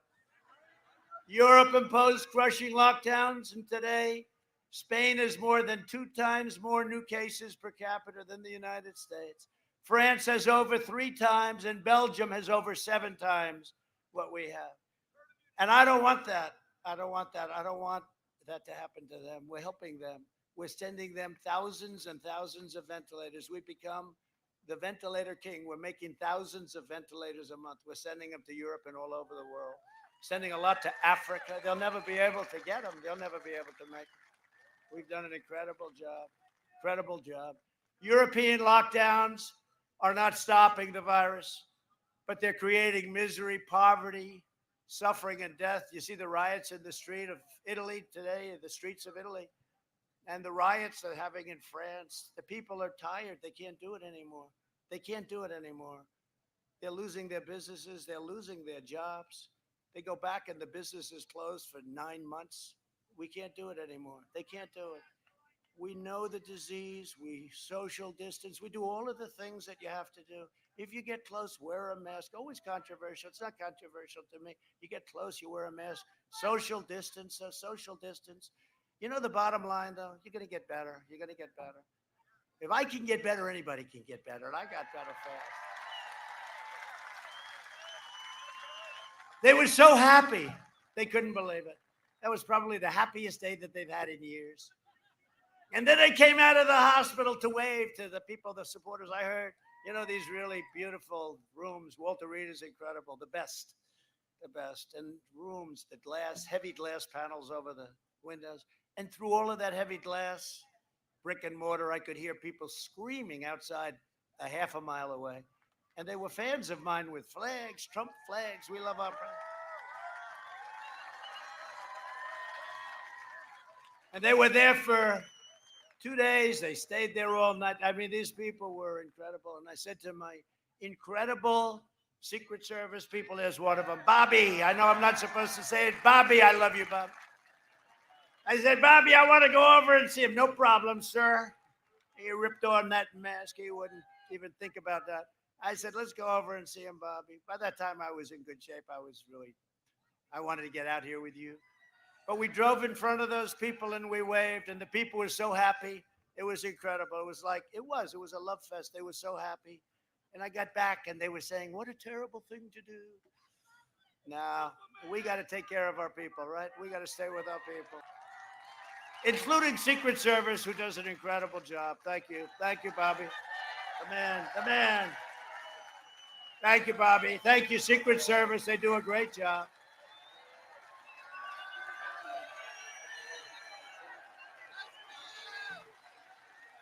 For half a century, Joe Biden has been outsourcing your jobs, opening your borders, and sacrificing American blood and treasure in endless foreign wars. In 2016, Florida voted to fire the depraved political establishment, and you elected an outsider as your president who is finally, if you don't mind, putting America first. That's what we're doing. Joe Biden is a corrupt politician that the fake news will not write about. They won't write the story. They won't write it, and big tech won't write it. They won't write the story. There's outside of the New York Post, who just endorsed me, by the way. Thank you very much. It's the 4th largest paper in the country. Got a lot of great endorsements. We got a lot of great. Jack Nicklaus, you know, Jack. He can putt. He can do everything. Jack. 78 tournaments he won, and he won 18 majors. Think of that, how great that is. That means under pressure.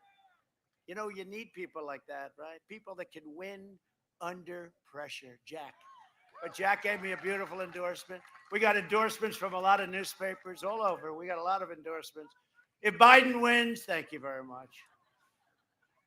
If Biden wins, China wins. When we win, Florida wins and America wins. It's very simple. And if I don't sound like a typical Washington politician, it's because I'm not a politician. And I don't always play by the rules of Washington and the Washington establishment. It's because I was elected to fight for you, and I have fought for you harder than any president has ever fought for the people he loves. Never.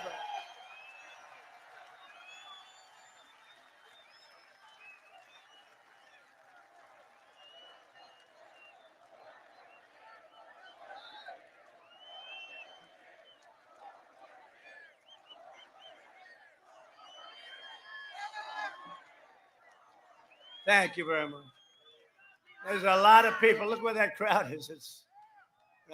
Would you like to change places with some people in the back? I don't think so. Thank you. Thank you. That's incredible. What a crowd. But they're all like this, I tell you, no matter where you go. 35,000, 45,000. They never mention it, they never mention it. But with Biden, they never mention it either. I said, show the crowd. You know what? They have circles.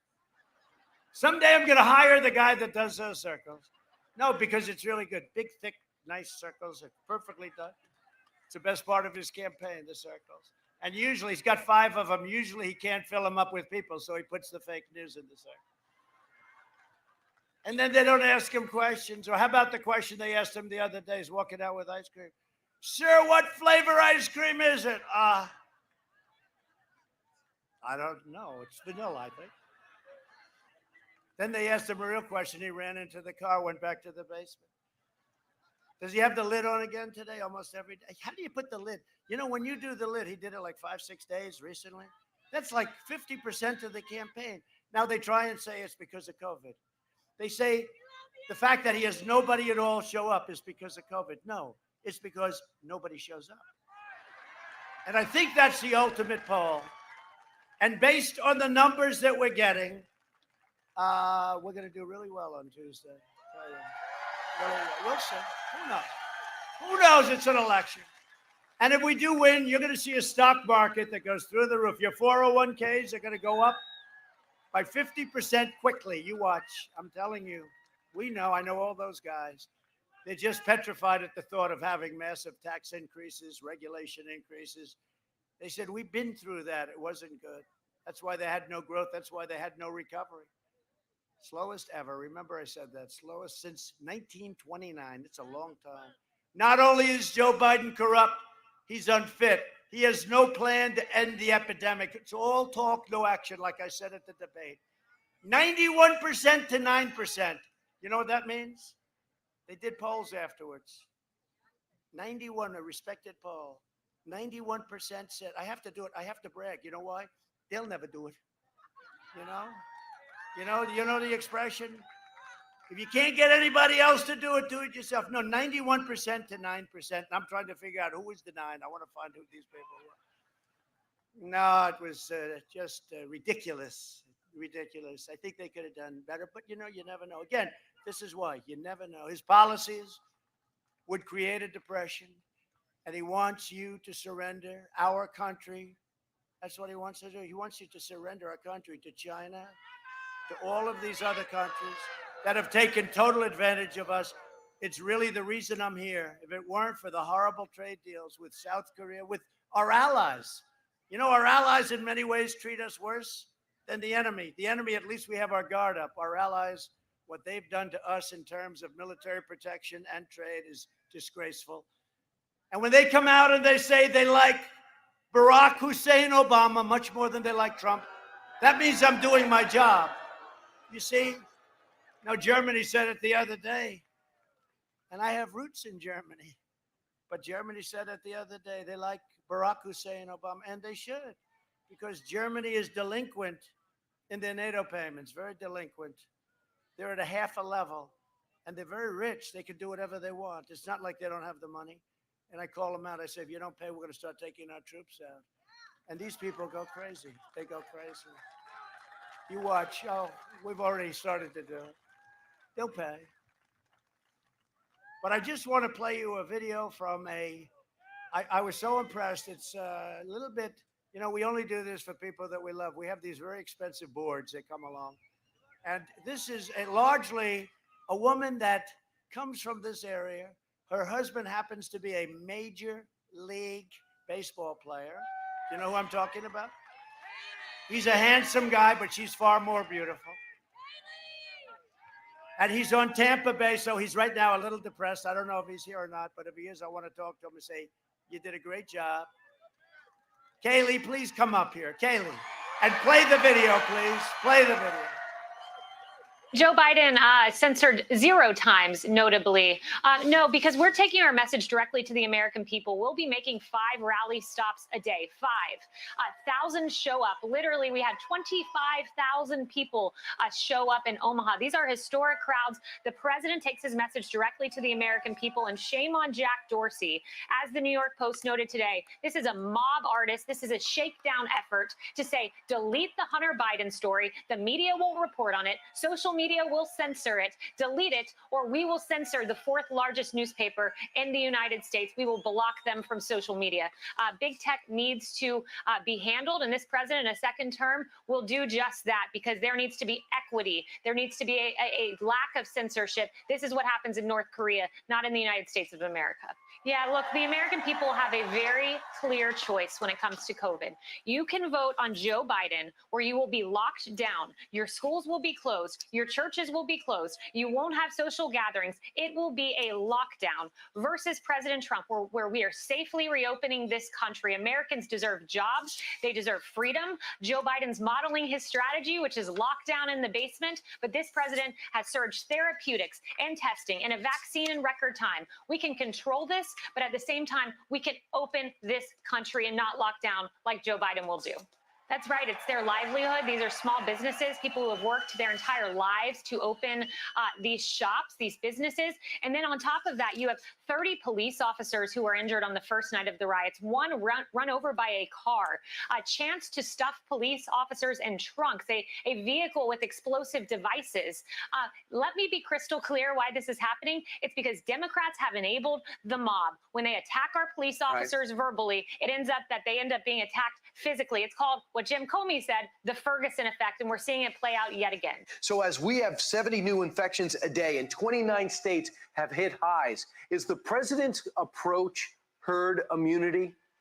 No, the president's approach is therapeutics, which, by the way, have given us the lowest case fatality rate in the world, far lower than Europe's. Right now, when you look across the hospitals in the United States, the percentage of COVID patients in hospital beds is 6%. It's because this president did things right. You have a 99% survival rate under 70 and above 70 because of our therapeutics. It's very close to that because of what this president did, tearing down bureaucratic barriers, tearing down regulations, paving the way for therapeutics. We have done this right, and the Europe-United States comparison tells that story. All right, Kayleigh McEnany. Fact is, every time I've called the president, he's quickly gotten on the line. When we asked to get support for that Mercy ship in Southern California, he was able to direct that in real time. What the federal government did, working with states, was a phenomenal accomplishment.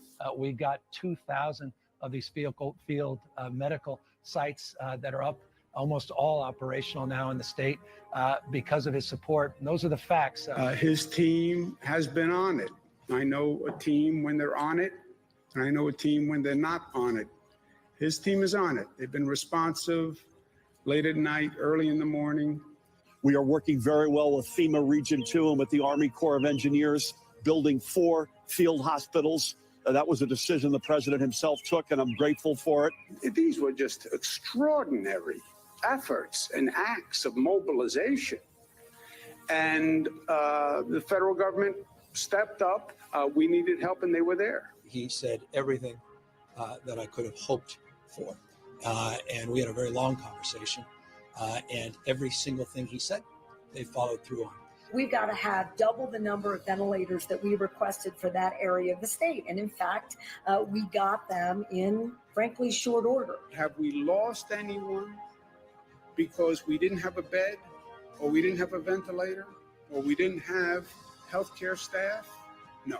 The president was extending support for new swabs. So conversation, commitment, promise made, promise kept. Now, to be fair, maybe Biden's not telling us because he's forgotten his own plans. Watch Biden's staff quickly swoop in to shuffle him along during a quickie escape the basement trip to Pennsylvania. Here's the deal. One of the things that is important is that keep in mind, although they're going to vote on Barrett, I think today. That was terrifying. What kind of country we're going to be? 4 more years of Georgia, he is going to find ourselves in a position where if Trump gets elected, we're going to be in a different world.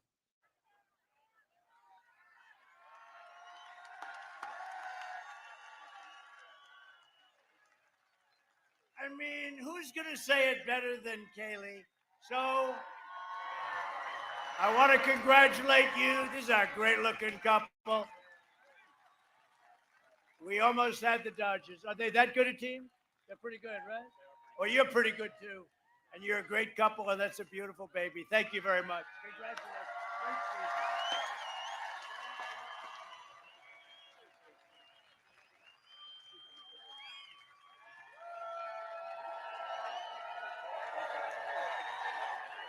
See, she's smart. She's smart. She picked a major league ball player. You know what it is to get in the major leagues and stuff? You got to be in shape. You can't look like these guys out here. Nah, she's great. But did anybody say, especially on the pandemic, has anybody said it better than that? That was on this morning on Fox. Fox and Friends. And I got to tell you, that group, that threesome, they're great, right? They're great, right? It's a great group in the morning. But she said it on Fox and Friends. Ainsley, Steve, and Brian has been really great, right? Brian has been great. No, they treat us good.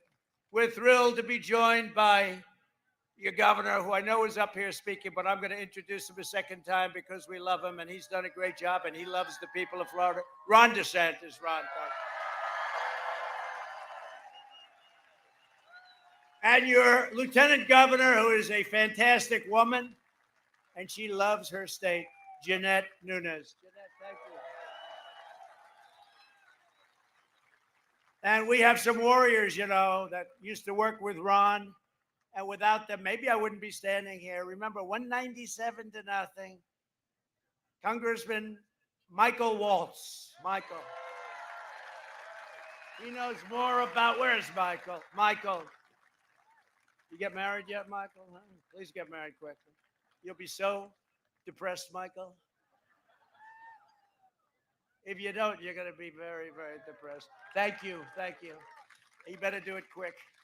She's out of here, Michael. Another great friend of mine and a warrior, Gus Bilirakis. Gus. Thank you, Gus. Great job. Great job. Great job. Thank you. Thank you. And Greg Stubbe. Greg, thank you very much, Greg. Great job. You're doing great. These people are tough. We've had some, tell you what, we have some incredible people in Washington.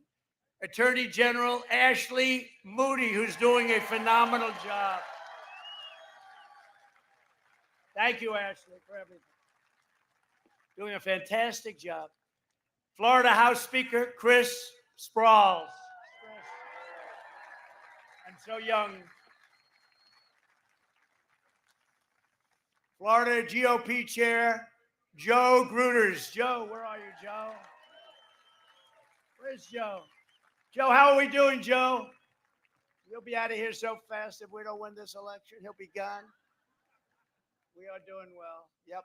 We're going to win. If we don't win, our country will have trouble. Then and vote for the congressman and vote for the Republicans. They want to do what's right. They want to do what's right, and you know it's the right thing to do. We have congressional candidates Scott Franklin and Anna Paulina Luna. Great, I put something out. They have my full endorsement. Great going. I hear you're both doing very well. Win, please. Doing very well. Great, great. Under my administration, we're reversing the damage that Joe Biden and his group have done over a 47-year period. We're bringing the pharmaceutical industry back here and back to regions of Puerto Rico. They took it out of Puerto Rico, devastating Puerto Rico. Joe Biden voted to eliminate those jobs and to send them to China. And we're reversing that, and we've been reversing it now for over 2 years, and it's moving very rapidly. Last month, I also announced $13 billion in disaster relief for Puerto Rico. They got hit hard. They're in a little path that causes problems. You know that, right? A lot of hurricane problems. Speaking of hurricanes, you have a lot of hurricane problems, too, and I'm always there. Ron, am I always there? Ron calls up. Sir, I'd like to speak to you. What is it about? Another hurricane? Yes. How many billion do you need, Ron? But I'm always there. And Rick, I'll tell you what, Rick Scott's been great. He's been great. And Marco Rubio has been great. He's been great. Marco. Very strong guys, strong leaders, good guys, too. Really good guys, Marco and Rick. You have great people here, great leadership. Under my leadership, we achieved the most secure border in United States history. And we have now built over 400 miles of wall. And we'll have it finished very shortly. It'll be finished very soon. You don't hear about it anymore.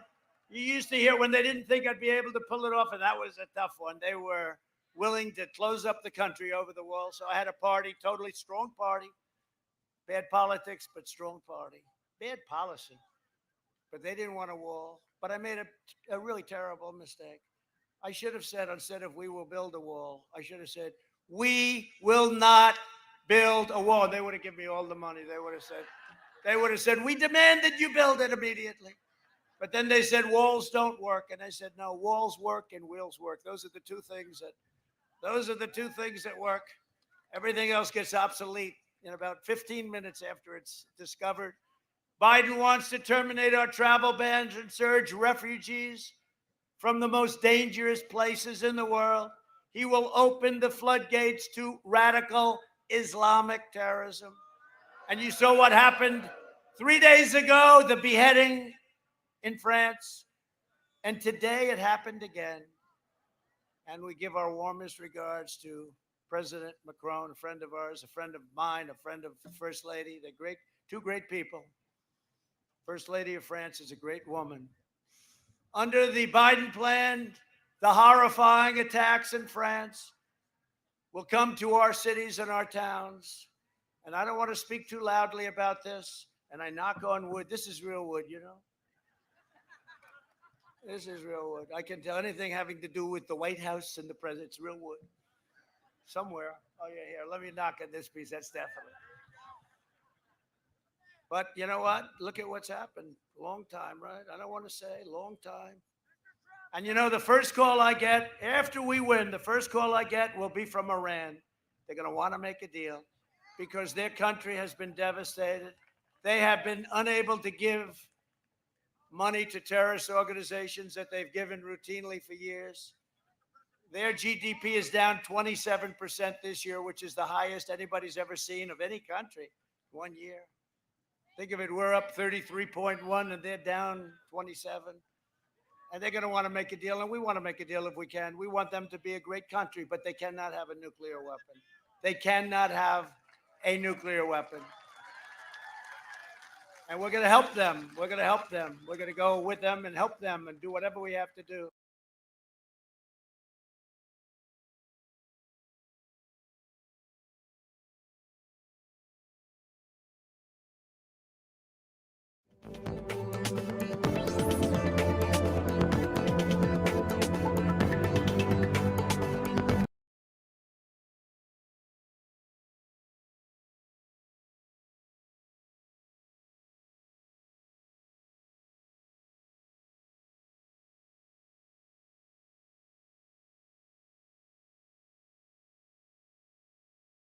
Nobody can be that stiff.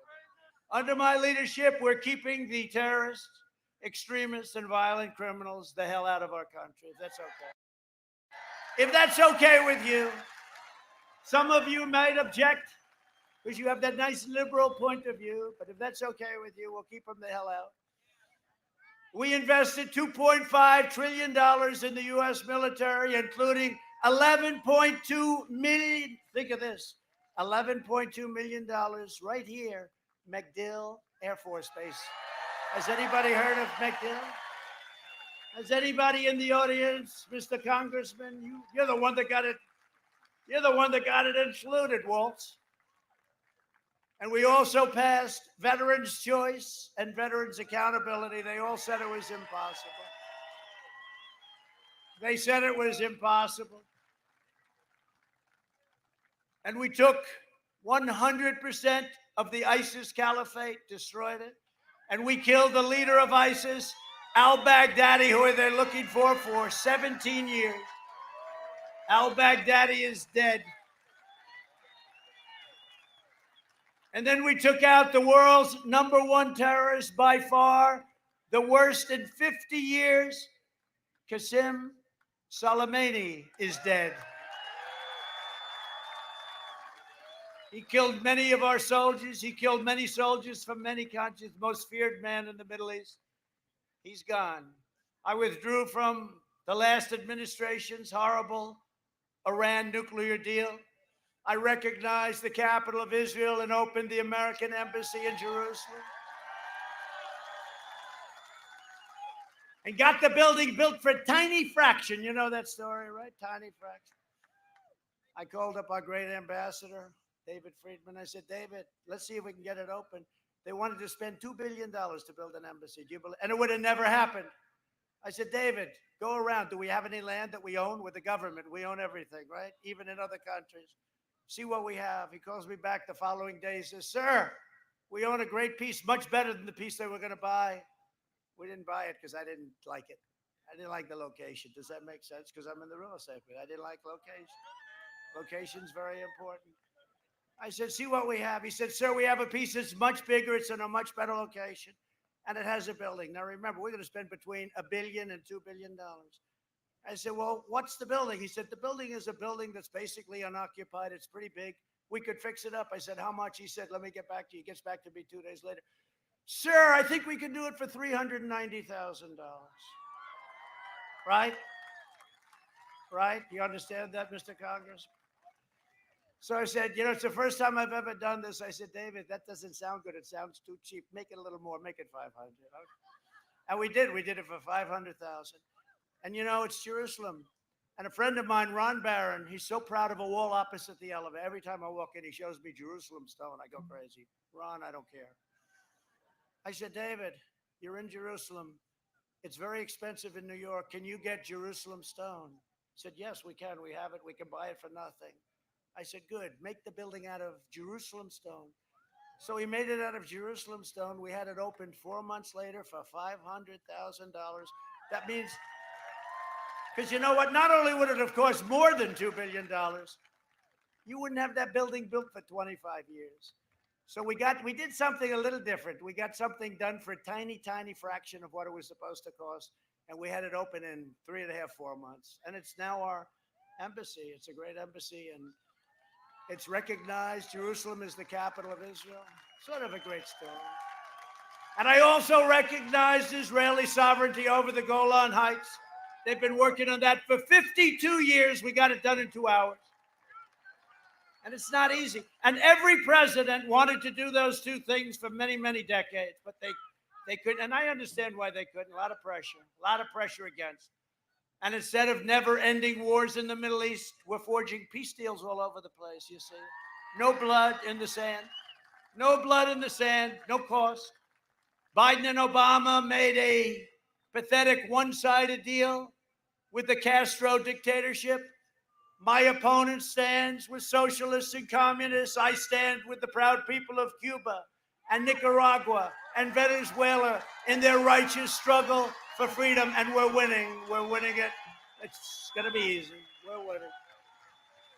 The last administration also negotiated the terrible Obama-Biden-Santos deal with Colombian drug cartels, surrendering to the narco-terrorists. You know what that means? That means drugs. Our First Lady sits on our commission. She chairs the Commission of Drugs and on drugs in America and how to get rid of it. It's a blue ribbon commission, right?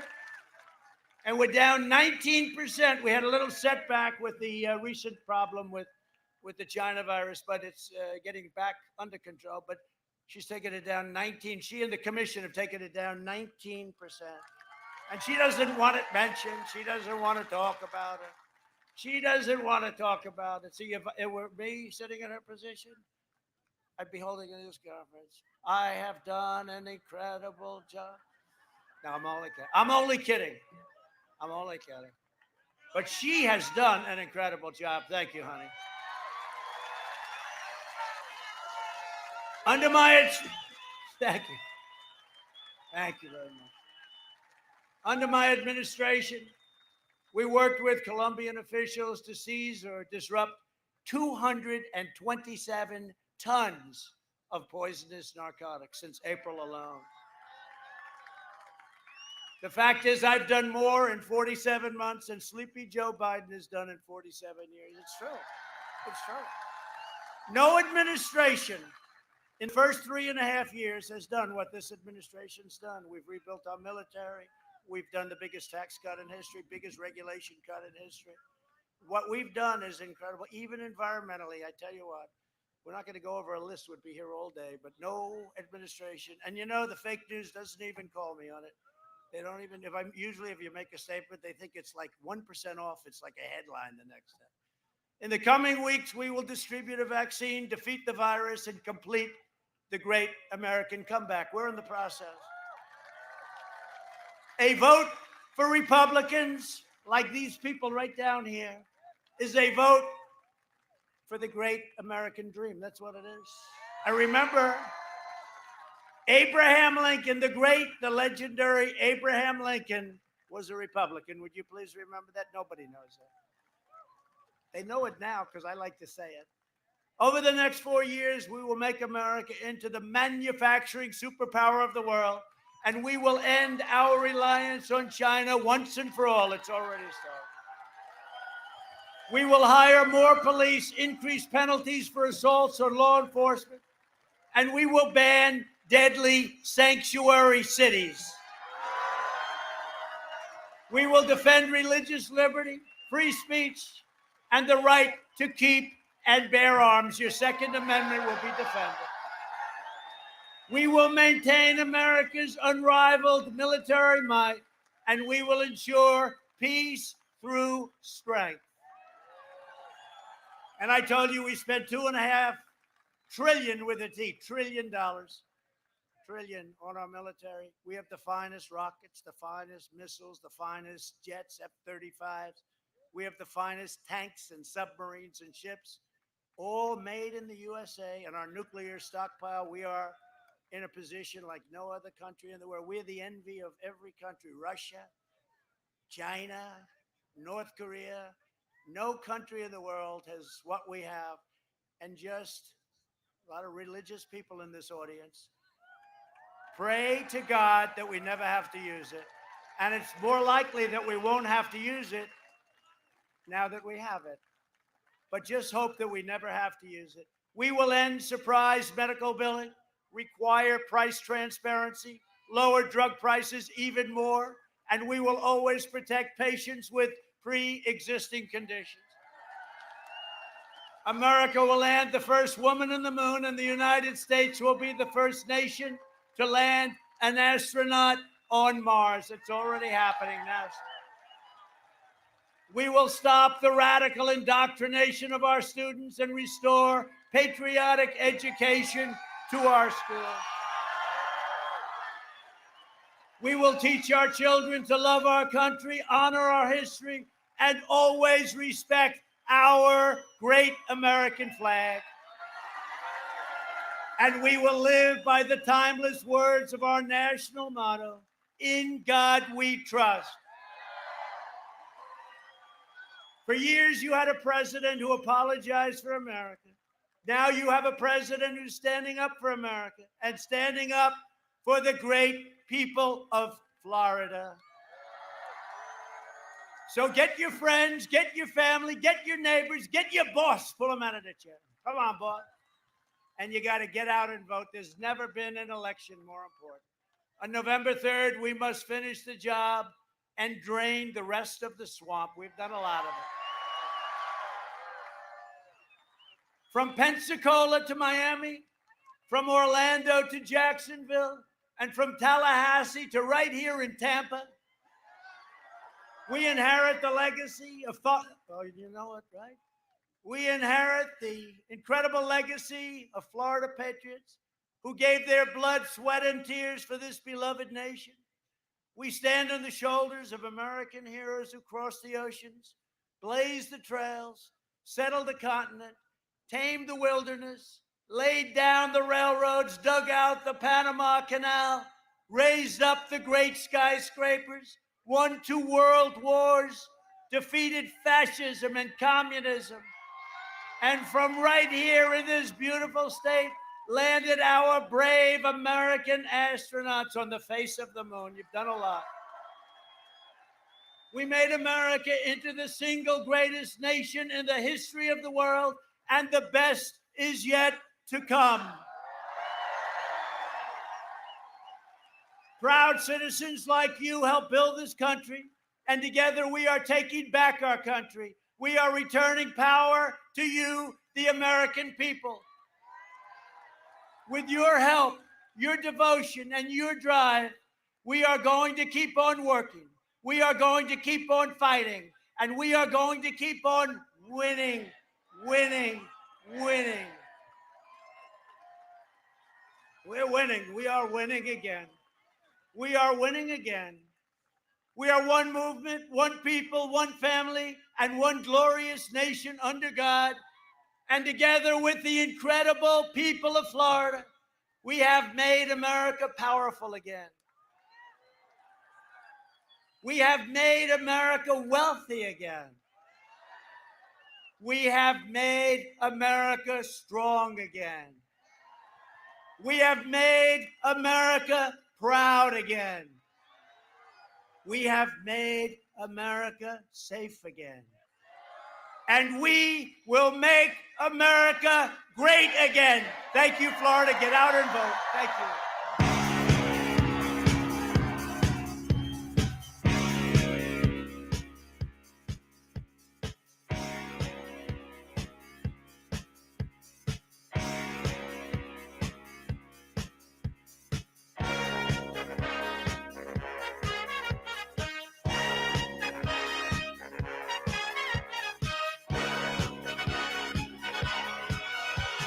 Young man, there's no need to feel down. I said, young man, pick yourself off the ground. I said, young man, cause you're in a new town. There's no need to be unhappy.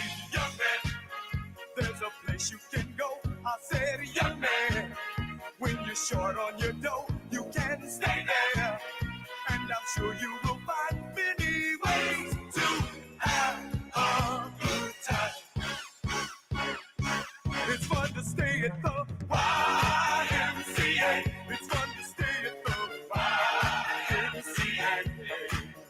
They have everything for your men to enjoy.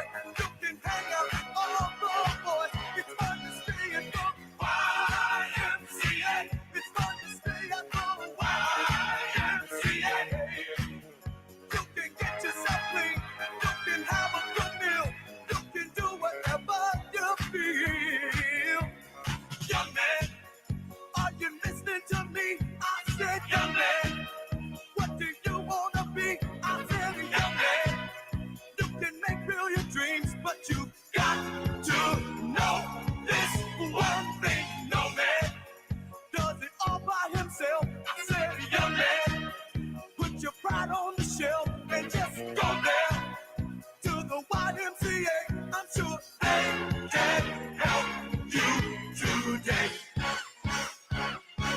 It's fun to stay at the YMCA. It's fun to stay at the YMCA.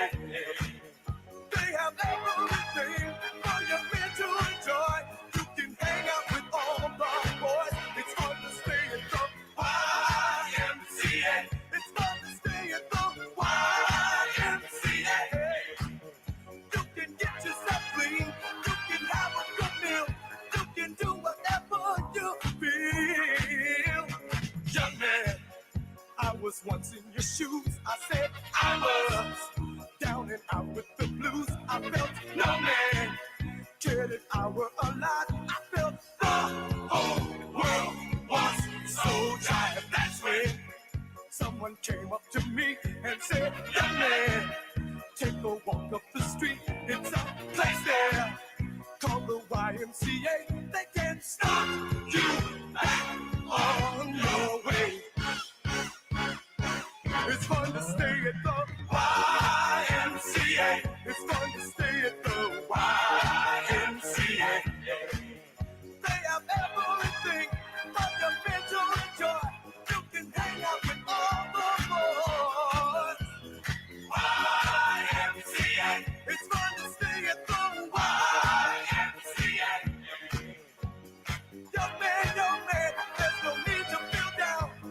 Young man, pick yourself off the ground.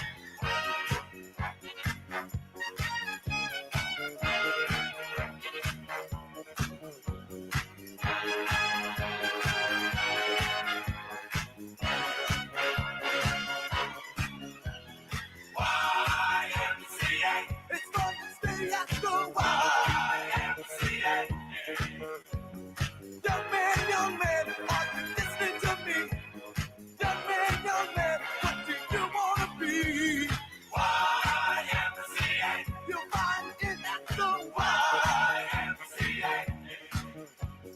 No man, does it all by himself. Young man, put your pride on the shelf. YMCA. And just go to the YMCA. Young man, I was once in your shoes. Young man, I was down with the blues.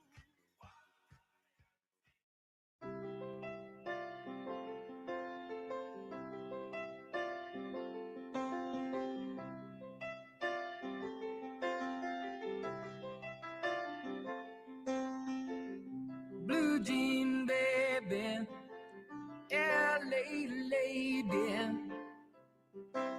seamstress for the band, pretty eye, pirate smile. You marry a music man,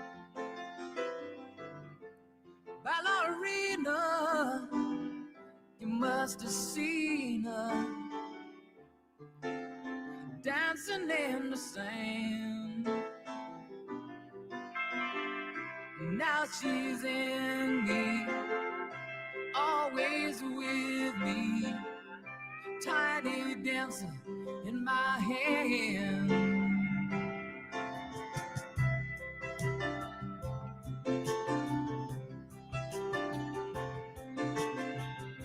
Jesus freaks out in the street, handing tickets out for gone, turning back, she just laughs. The boulevard is not that bad. Piano man, he makes a stand in their auditorium, looking on. She sings the song, the words she knows, the tune she hums.